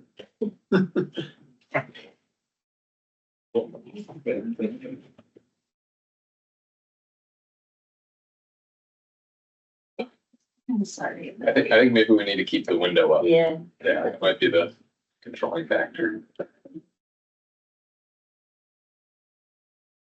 Andrew, while she's working on that, this slide, I think, is a good visual for us as board members. Could that be provided to all of us board members? I can send you the whole PowerPoint if that's something you'd be interested in. Yeah. And then I can, and then you can see all the hot slides I hit too. Sure. Sure. I just, a visual of that timeline, I think, is good for us to have, particularly if, we as a board do go through a rule-making process, which I think most people on this board maybe haven't, but it's convoluted. Maybe you have, but We kind of did with the servants, but we started it and then we It never got finished messed up. it. So Yeah. this is a really good visual to have. Yeah, and I would be happy to send this out. And even in this form, it looks kind of complex and it's very simplified. There's a lot of sub steps, to all these steps, but I think it's, as you said, it's a great visual. And I have the Department of Labor and Industry to thank for this particular timeline.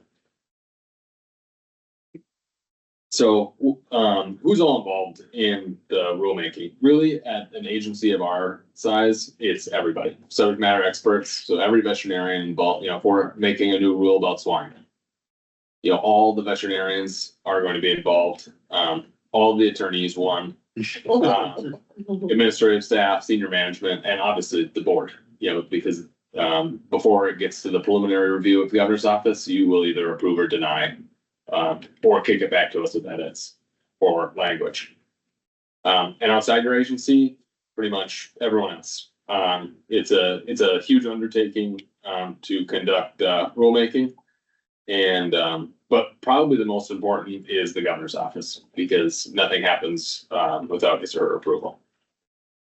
Here's that manual I was talking about. And there's a link in the bottom left. So if you get the desire to look at the rulemaking Bible, you can download it yourself. And here's kind of like another little roadmap for what it looks like. And we won't be conducting the hearing part. We're just skipping that. We'll be taking the little ladder down to adoption. And so every time you want to make a new rule or edit a rule, you have to ask yourself, what's the reason? For the Department of Labor and Industry, partially why they make new rules all the time is they have so much to regulate. The legislature makes new laws all the time, and they have existing laws that force them to update their rules at every certain amount of time. Thankfully, we don't have statutes that force us to do rulemaking, like every 3 years, for example, or something. But the Department of Labor and Industry does. So all of the rules that we'd be making would be, at this point, internal decision, unless the legislature passes a law that gives us new jurisdiction and rulemaking requirements that go with it. And so here's just examples of rulemaking that would happen within new law, existing law, and internal decision. So for internal decision, agency might want to update rules based on advice from an advisory committee. For us, we don't have an advisory committee, but maybe there are, to go back to swine, maybe there's something in the field where the rules don't cover something that has become really important and we need to address. And so we're getting that feedback from veterinarians in the field.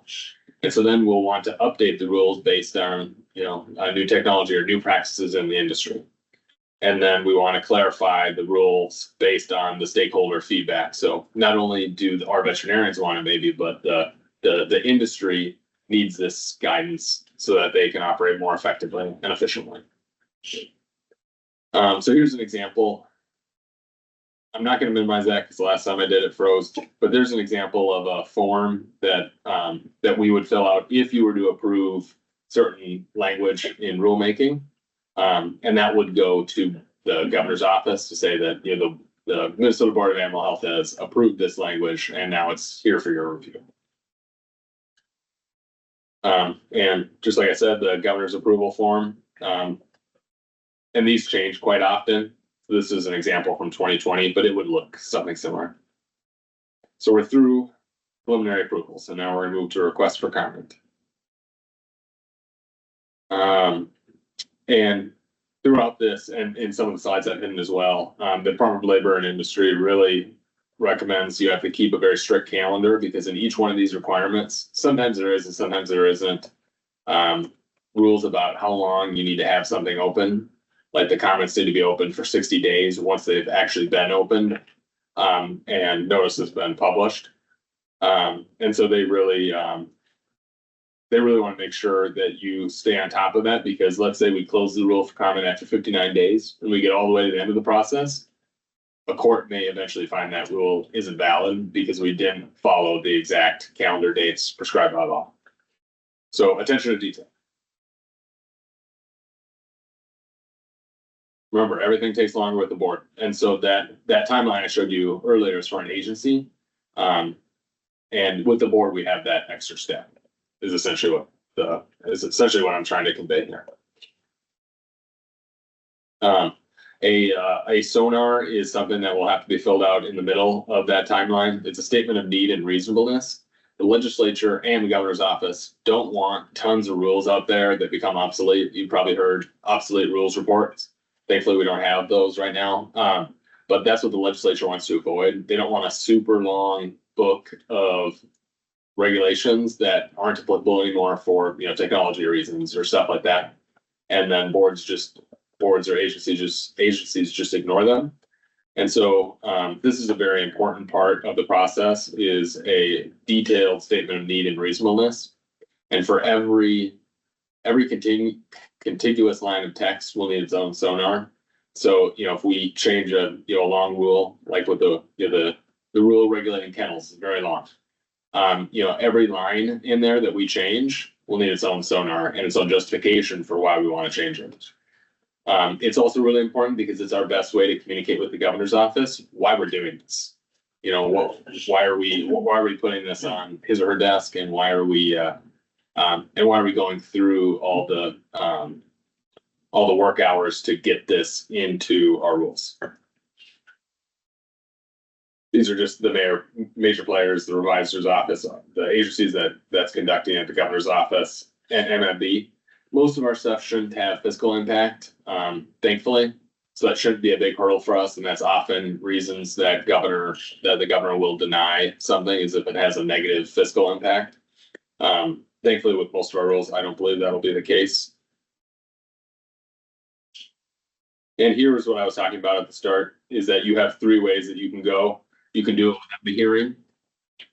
You can adopt a rule without a hearing. You can do it with a hearing, or you can set like a minimum benchmark of people that are interested in it before you do a hearing.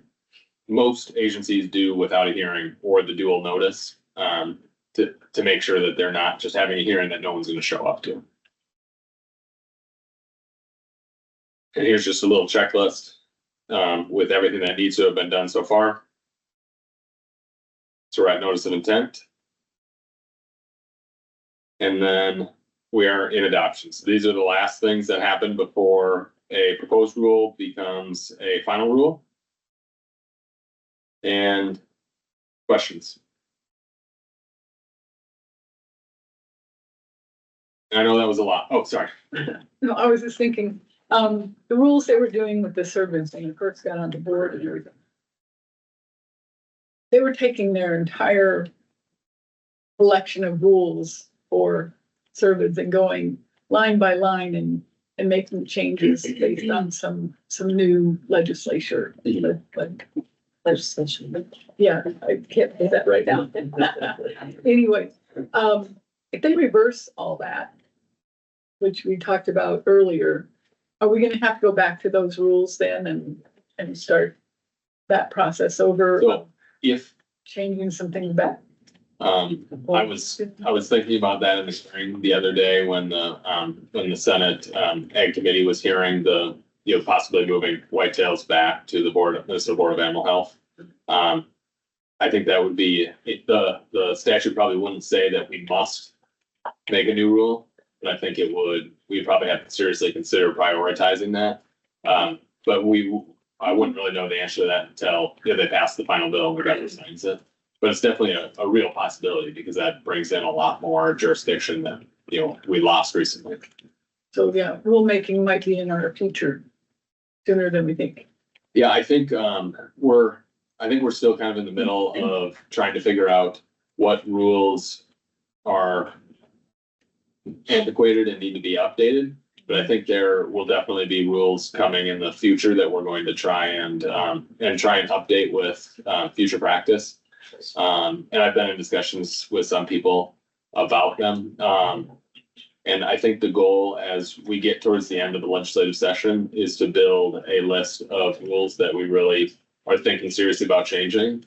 And then we'll have to have an internal discussion about that. And then if we decide that's something we want to pursue, we'll have to bring language to the board for your approval, denial, or pushback for edits. But I think the plan is since this agency hasn't gone through serious rulemaking since 2013, we would only do 1 or 2 rule changes in the next calendar year to try and figure it out. Because it's very in depth and it's a lot of steps and it's going to be a big learning curve for both me, but also the entire agency. And so we don't want to bite off more than we can chew. And then basically, if I'm understanding right, the board of directors here really doesn't do much about the rule until the staff has a rule written. And then we look at it. And we approve it or not. That's correct. If you all knew about a rule that you wanted changed, you could direct that we bring language to you, say at the next meeting or something. Mm-hmm. But that's not something you have to do. And we can also bring language to you, to approve or deny or push back for edits.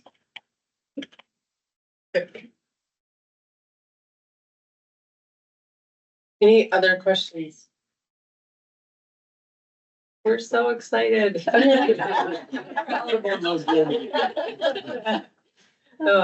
No, but we do want to thank you for all of your information that you gave to us. And I don't think that we've had something like that provided to us for a long time. So it's a really good reminder of some of our other responsibilities that we have on this board.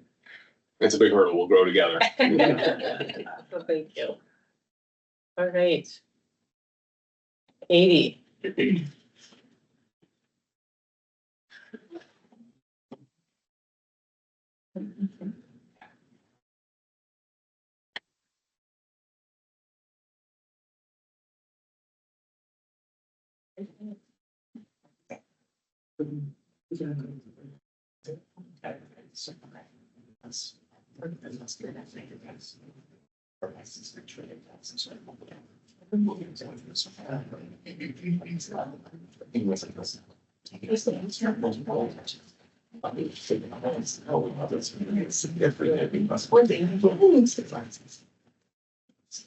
All right, last presentation of the day after lunch. Everyone loves it. I'd like to think maybe they put me here because it's maybe a positive-ish note, despite it being H5N1, because like Brian said, we haven't had any known cases in dairy cattle for a minute since the summer, and even anecdotally, you know, within the industry, I haven't at least heard of a lot as opposed to maybe last summer in terms of, you know, consistent clinical signs. So throughout this last year at these board meetings, you guys have gotten maybe a lot of bits and pieces from me on different parts of this. So I think what I'm seeing as my objective is a little bit of a summary and all of the response stuff we worked so hard to put together last year. So probably all of it will be familiar. It will maybe all just hopefully seem a little bit more cohesive and make a little bit more sense within all the context of all this craziness. So last year, like we saw early last year, about a year ago, that there was you know, introduction most likely through wild birds to dairy cattle in the southwest of H5N1. But then what we saw through genotyping as well as state and national epidemiology is that the spread within the species was most likely more due to animal movements or direct, indirect local spread within the species, as we saw with the emergence of that new genotype, the B313. And then within Minnesota, we did have 9 confirmed positive dairy herds, and for many reasons likely underreported, with it being a emerging disease, with there being, you know, a lot of uncertainty within the dairy industry of, well, you know, what happens if I test positive? But just some stats here. Our first case was diagnosed on June 4th. That was confirmed, and then last case July 17th, and our last quarantine was released on September 20th of 2024. Now at a webinar that I recently got to be a part of with Department of Agriculture, someone, a former mentor of mine, asked me about quarantine durations, what those look like. So I kind of ran the numbers on that, and the required minimum duration is 30 days. But what we saw was anywhere ranging from 47 to 98 days with an average of 68. Now, obviously, ideally, we would not have farms on quarantine, you know, for that long, and we want to keep the industry moving. So my objective in, you know, if we have other cases to respond to, would be to bring that number down, partly through, you know, attention to biosecurity, but then also just having a more, you know, having a process now, and hopefully more awareness. I would hope, again, we still are learning understanding of the disease, of how it moves through herds, but I would like to see shorter quarantines if we have future cases, because that's obviously what everyone wants. And then nationally, everyone kind of touched on this a bit already, but here's what it's looked like to date in terms of total cases and states affected. And I just want to post a reminder that the federal order that was issued in April 2024 is still in effect, and there have been no changes to that. And that's the one that requires, you know, the reportability of H5N1 in livestock, as well as the testing requirement for lactating dairy cattle moving interstate. Now, I still occasionally face some challenges with, you know, what is lactating? You know, oh, they were dried off the day before, but then at the market, we're still able to draw milk. So there's still some challenges and nuances there, but that is still in effect. And in working with our markets, it is still, you know, affecting their businesses in ways, this testing requirements. And we're still just working through and adapting to that. And what we've got going on this year, so as you may remember, last year we put in a requirement for lactating dairy cows to be tested and negative for H5N1 to be exhibited. We had that set to expire on December 31st, 2024, and we extended it to March 31st, 2025, while receiving hearing about the USDA surveillance program and some of the changes happening.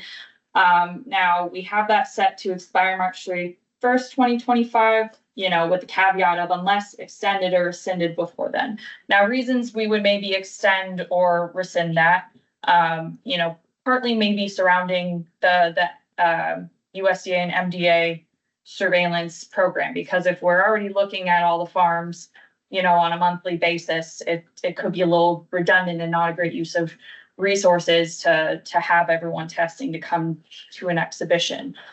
However, just like everything with this emerging disease, where we're trying to be adaptable and have our approach respond to industry needs of all industries, as well as just the current disease situation. And then again, the USDA surveillance program, the date of that start is a little bit TBD if you've gotten to hear Dr. Neeser speak, but I'm really confident in the program that they have proposed, when they're able to start that. And then kind of the question that has come up with all of that talk is, okay, wait, what happens again if surveillance finds a positive? So that kind of reintroduced, reminded people that, we do have these protocols in place, and, just kind of dusting them off so I can share them with you a little more cohesively. So if on surveillance there were to be a positive and, it is validated, then, through maybe an additional test that, okay, we got the right farm, this farm is, in fact, the one that has infection in its herd, what happens then? So for, non-negative, positive cases, it goes to the incident management team that we have organized for our high path response that, we had the dairy response integrated into. So they would, receive a call from me or whoever is acting in that position on the IMT, the producer that they do have a positive farm, and a little bit of what to expect. So you're going to be contacted by your case manager, who's going to be your field staff, that's going to be your point of contact, and provide you that verbal quarantine and those quarantine instructions. So trying to maintain a lot of communication with these producers, because I know a lot of the scary part is not knowing what to expect or what's going to happen. So, and then, after the case manager delivers, their verbal quarantine and the basic instructions of that, which I'll get into via phone call. So the case manager will do a site visit within, the next coming days to deliver the physical quarantine document that has it all in writing. And that may or may not be with the epi person to do their epi questionnaire of movements on and off the farms for 30 days. So we try and do that at the same time if possible, but schedules don't always work out. And the case manager at that time would provide them with kind of all the required documents that they would need, resources, who to contact for what, all that good stuff. So then a reminder of what are the requirements of a quarantine and what does it look like for dairy farms affected with H5N1. So after all of last year, what it came to is what's quarantined on the farm is all livestock, poultry, cats, manure of livestock and poultry, waste milk from dairy cattle, mortalities of any of those aforementioned species would all be quarantined on the farm. Now, what's not quarantined is milk that's from the healthy cattle that's in the regular chain for pasteurization, that continues to go for pasteurization. Because even if virus were to slip through, if an animal was not clinical or whatever, pasteurization, we're super confident in activates virus. So the things that are quarantined, what that means is those things can't move on or off the farm. And the asterisk to that is unless there's a movement permit that is approved and granted. So a lot of people do ask kind of like, well, what is what kind of permits would be approved. And that's a little bit dicey because it's going to be a case by case basis, right? Depending on, you know, what their production looks like, how is it set up, and the risk of the type of movement. So like, oh, I want to send my lactating cow to market, like, no. But you know, if we're talking about, okay, you know, maybe these cull cattle direct to slaughter where no other animals are going to be picked up along the way or something, those are the kinds of things that we consider approving a movement permit for, because we want to keep those businesses operating as much as possible without adding an unacceptable amount of risk for disease spread, because our understanding again is animal movements can be part of that disease spread. So that's why we have, you know, everything quarantined, and then if anything's going to move, has to get the okay from us. Another requirement of the quarantine is to complete 3 plans, which sounds daunting, but they're each only like maybe 2 pages. A milk management plan that they can, you know, consult with Department of Agriculture of what they're doing with their waste milk and have that disposed of in an improved manner. You know, their containment biosecurity for keeping virus on the farm, like how they're going to deal with people and vehicles coming on and off the farm, and then as well as manure, because even if, you know, we haven't really found the virus being shed in the feces in cattle, what's mixed with the manure a lot of times is, you know, waste milk. And that's the most infectious kind of product for this H5N1 virus. So other things that may occur, you know, the case manager is going to check with them. The epi will stop on the farm and figure out, you know, what animals on or off for the past 30 days. And that data, you know, gets used in, it's not, you know, personally identifying necessarily, but to try and find, like, if we can find how things were introduced, what patterns there are and whatnot. Department of Health does their wonderful human surveillance. And then, you know, if they request or something, our secure milk supply, you know, or biosecurity person can, you know, come in and, you know, assist them in maybe finding weak points or understanding their biosecurity containment. So what's it kind of take for these farms to get off quarantine if they are affected? So they got to complete those 3 plans and have those signed, sealed, delivered 30 days since quarantine issued. And that's partly because of interstate movement requirements where cattle from farms, that's complicated with the federal order, because that has that requirement in place essentially. And then we have required testing that's, you know, based on some of the USDA, you know, voluntary programs and whatnot. And so this is what maybe the case manager would check in on, but this is up to the producer to kind of get done. Is having 3 consecutive negative bulk tank tests that are taken at least 7 days apart. And on that final test, including all the hospital pen girls or the individual cows that aren't contributing to the bulk tank at that time. And if there were, you know, a non-commercial cider affected, there's those kind of different sampling methods that we could do that would still statistically show that the farm is no longer infected through individual sampling or what have you. And then at the very end, that original quarantine document, we give them a signature that it's released once all those requirements are met, and then they're rid of us. So hopefully that kind of ties in a little bit of all the chaos from last year. And I do actually feel pretty, you know, good about our ability to respond if there are positives based from our lessons learned last year. And, you know, after we had cases, the resources we were able to develop and finalize in that time. So happy to hear any additional questions or comments. Any questions? Sorry. Yes. When it comes to the longer quarantine periods that we see, do you have any insight on what was causing those delays? Was it more producer focused, or the plans took longer than expected, or just curious? I would say, you know, like grossly, roughly, maybe some of those longer ones were due to having to restart the serial testing, where, you know, maybe the case manager was like, I'm not so sure if some of these, you know, how the biosecurity is, or things like that. I think because there were few enough reported cases we had, that is something that we then could go back with the epi stuff we have and the data that, you know, we collected to track the quarantine release, to maybe look at it a bit more closely, but loosely, I think, you know, maybe biosecurity-ish. But I think, if I remember correctly, the one that kept getting sent out had a little bit of a rotation between 2 or 3 different farms, so I think it was just reinfecting or continued infection, so. And they were aware of it. It wasn't something, for whatever reason, it was easier just to continue on quarantine than to try to change their production system to get off quarantine, and eventually they did.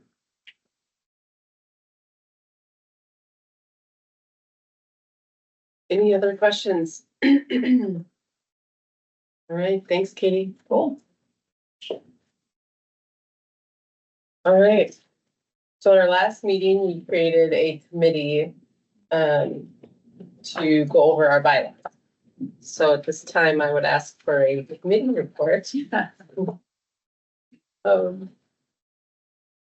We did have a committee, and the committee was Dr. Jessica Kopen-Buck, Brandon Schaefer, Andrew Gladitsch, right? And myself. And it's a document that had been around a while. Lots of people had worked on it. And we finally threw it over to Andrew to smooth things out.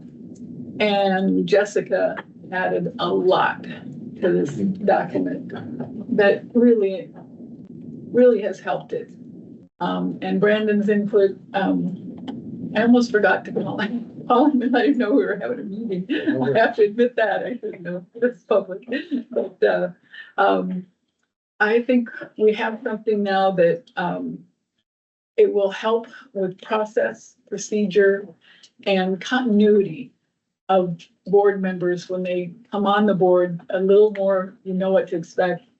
It was more than a year before I kind of started to figure out what a director on the Board of Animal Health was supposed to really be doing, you know. And I'm not that slow.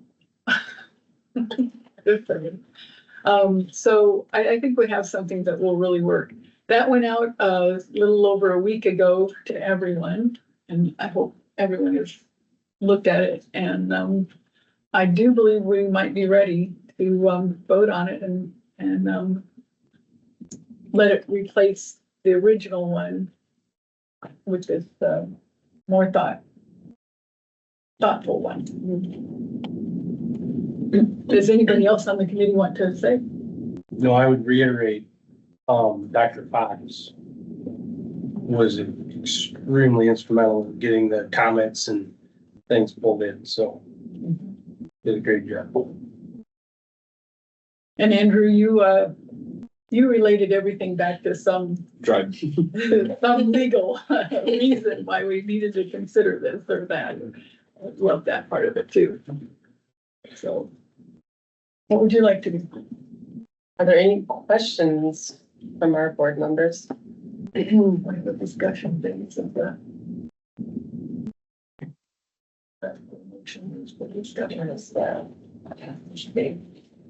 so at this point in time, is there a motion to approve our bylaws? I would move to adopt the bylaws that the committee has come up with.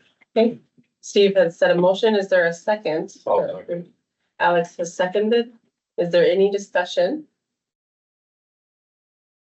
Any discussion? Any discussion?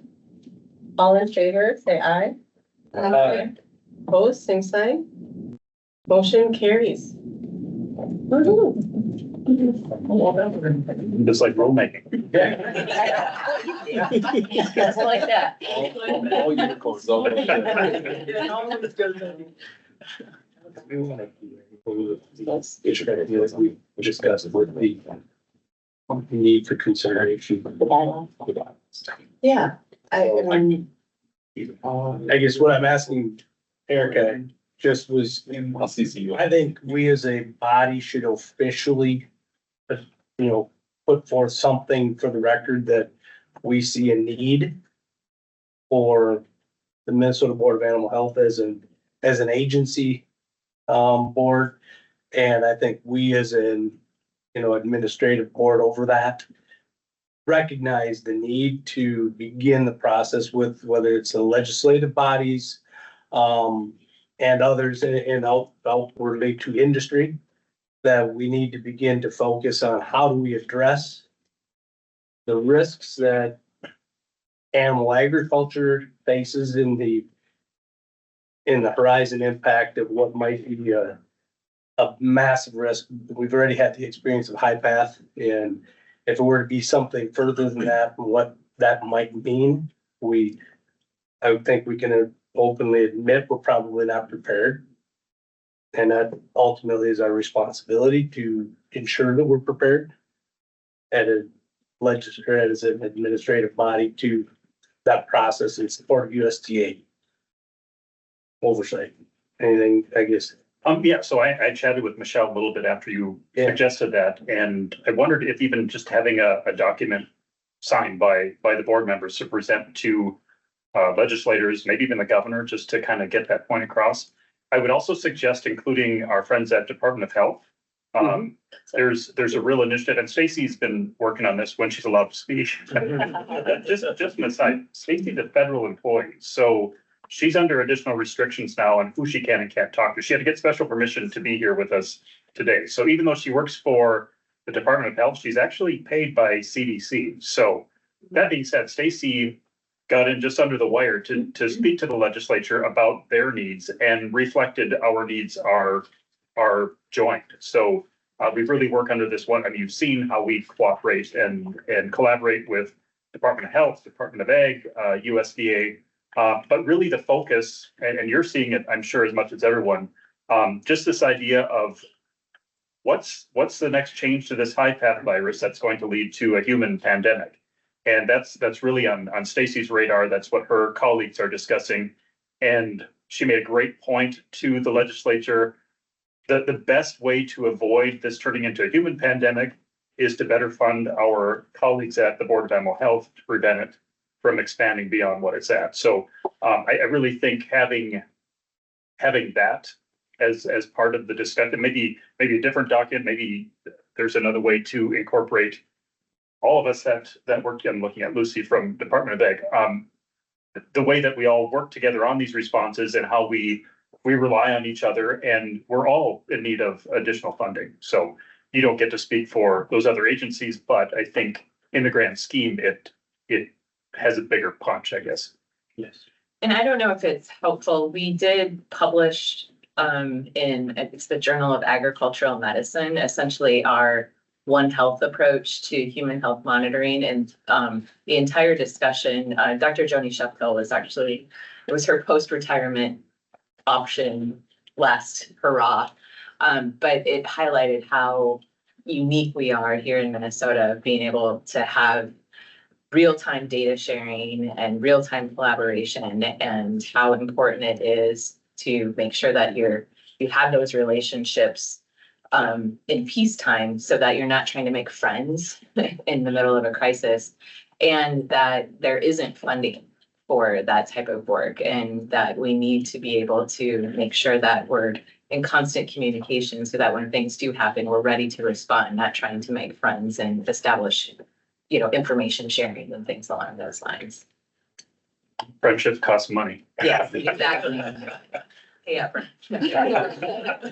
So Dale Lauer always used to say that, after 2015, of even though we don't have high path in our state, we still need to act like it's there. And that was something that he talked about a lot, is that I don't want to call up somebody who's not already my friend. I mean, I very distinctly remember him saying that. So that's that's just right on the spot, with that being said. Yeah. So how do we form a committee to work on this document, or? Yeah, I guess I would. What does that look like? Defer to staff and private communications as to what jurisdiction do you have to assist us in crafting what that might look like. And we ultimately then, how we can respond to that without being an open meeting issue. Yeah, between Michael, Andrew and Michelle, we can kind of come up with a strategy and feed you some topics, I guess. I think it's going to be important to identify specifically what we need. So, as I've said, every time I get an opportunity and the legislature says, what can we do to help? I say, give us more money, and they smile and nod and nothing more happens. So I think maybe giving them specifics where we could use the money, how we could spend it, I think that will be helpful. And I actually threw an idea out to Stacy too, just developing maybe a One Health coordinator that we both utilize, that kind of is that interface between human and animal diseases that we both report on. So, but I think that would be a good step. We can come up with kind of what the inroads are, what we can and can't say, who we can talk to, who we can't, and then determining what's the most impactful communication. If it's a letter, if it's testifying on our behalf, those are, Erica can do that herself. She can appoint one of you to be testifiers as well. So I think it's an opportune time where in a weird legislative session, it really has only partially started. So there's still opportunities to make a little bit of a splash. But I think that's a good place to start. And that being said, I just would also emphasize at the pace of when the normalcy or some degree of that, the ability for us to merge into the process is going to be really difficult if we don't have our ducks in a row, if you will, before we get there. We're just going to be watching the traffic pass us by, I'm afraid. And I just don't want something to happen between now and next year's legislative session. If we go, well, we did talk about it, but sooner rather that wasn't an idea that just never got done. So in my opinion, that we encourage the expedited manner of trying to get that document pushed out.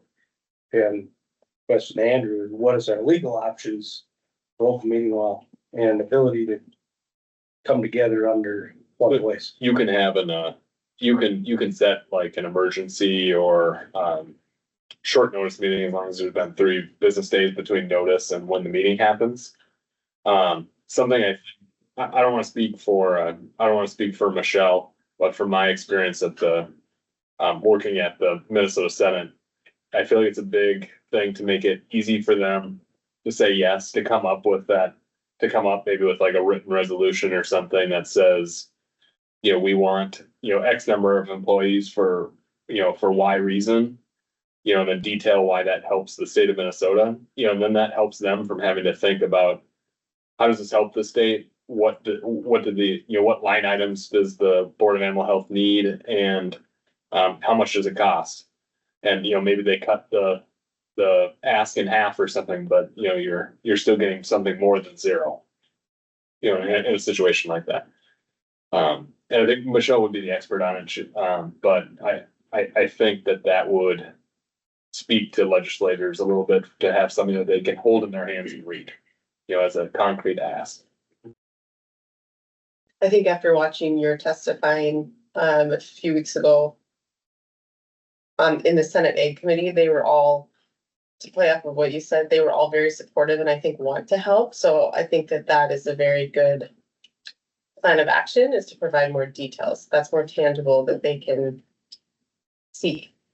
I think the want is there, that they want to help our agency. So I will be at the Capitol on February 26th. So that's our deadline. February 26th. So as Brandon was speaking, and then, I kind of brought, that's the thing I thought of was, I think it is our place to say, because I think it's a unique thing about the Board of Animal Health is the collaboration. I think that shows like awesomeness about an agency to be able to work with other groups, and the fact that you're collaborating with the Department of Health, with the USDA, with producers, that's so much more powerful. And I think that should be a real positive. And I think talking about that collaboration and the One Health aspect is not only for our food supply, right, but also for human health. And then even on the companion animal side, it all plays together for people's overall health. I mean, that One Health is a real thing. And it's centered right in Board of Animal Health, and not everybody realizes that. So I think that I also would say, I think we should write to the governor, because I feel like he doesn't get to hear from us as well. We're appointed by him. And I think, I wish we could develop that relationship a little better too, so that he leans on us when he has questions too, you know? I really like that point. So one place when I go to these hearings where I feel a little bit out of my league, I'm going there with, you know, the commissioner for the DNR or assistant commissioner or commissioner for Department of Ag. So they've got a kind of a political constituency, and I don't. I like that as well. I think our agency should be apolitical, but you're our political arm. You're the ones that are appointed by the administration. So I think that's impactful. I can't, and I shouldn't have opinions on some of the bills that come forth, but you certainly can and should. The other thing that's going to be tricky, and I guess we cross that bridge when we get there, but these bills that ask us to do more, so returning white-tailed deer farms, I mean, that changes the narrative entirely. So we can talk about our needs now and then add more bills, and our needs continue to grow. So we can cover that if and when those issues become apparent as well.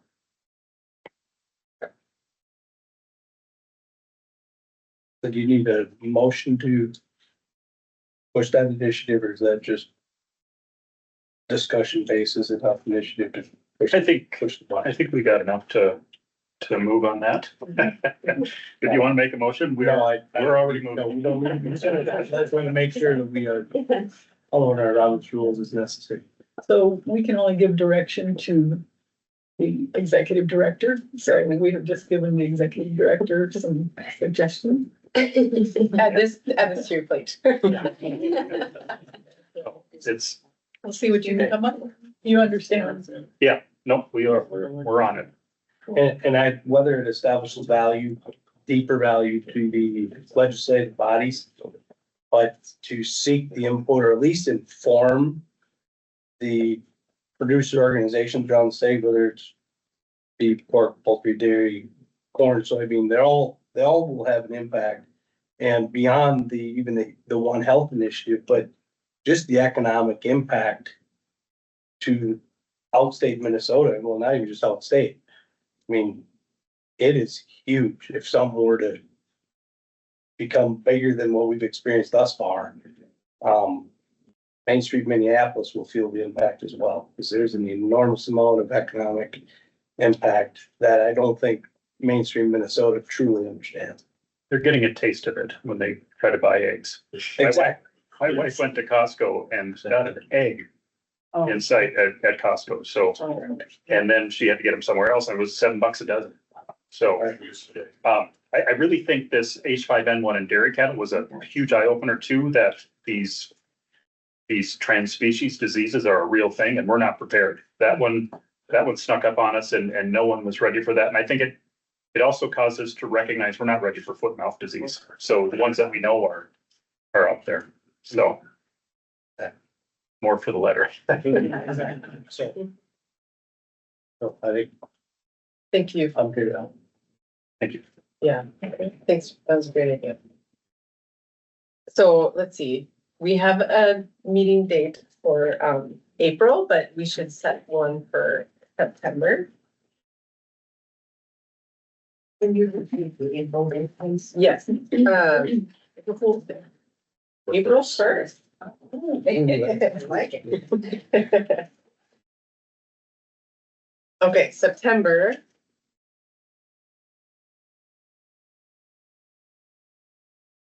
We generally have gone with kind of the first part of September, because some of us may run into harvest activity the closer that we get to the end. So wondering about the first part.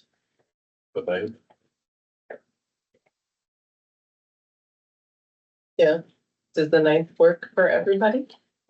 I mean, Steve is. No, that's fine. As long as we're close enough. We can do the second, Steve. I mean. after Labor Day. Right after State Fair. Trying to get it back to Labor Day, so that's the Second Tuesday after Labor Day. Okay, yeah. Okay. That week I may be getting folks for loading out turkeys. That's where you want to. Well, no, and if it works for everybody else, we should do that because I can still potentially make it work. But that schedule changes, but Oh. Okay. And let's go. animals coming in and going out, so. Always we can do that first week. Does the first week work for everybody else? If I'm the only one that it doesn't work for, Does it have to be? I think that's a tough, I think that's Your tough. kids You don't know what. Your husband's a teacher, that's a big transition. It for is. your And the And same you just chair, don't know people are about coming back. employees that are taking late, like taking vacation on that weekend and stuff, and I think that's not a good choice. If it works on the 9th, let's do it, and I'll make it work, and if I, Try the 16th. But does it have to be on a It Tuesday? doesn't have to be on a That's Tuesday. most best for you, right? yeah, what is it? Well, and we don't know if I'm gonna be here either. You know, I'm not reappointed yet. Oh. That is a call. I have not yet been reappointed. Waiting on a call. Oh, but no, otherwise the Thursday, you know, whatever works for you guys. Or Wednesday, I don't remember what you guys usually do. Would be preferred by me. Wednesday the 10th? That's fine with me. Okay. Alex? Yep, works for me. Okay, good. Let's go with the 10th. Wednesday, September 10th, Erin. Okay.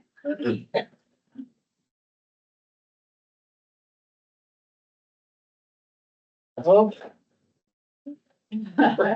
So I actually asked her, I think,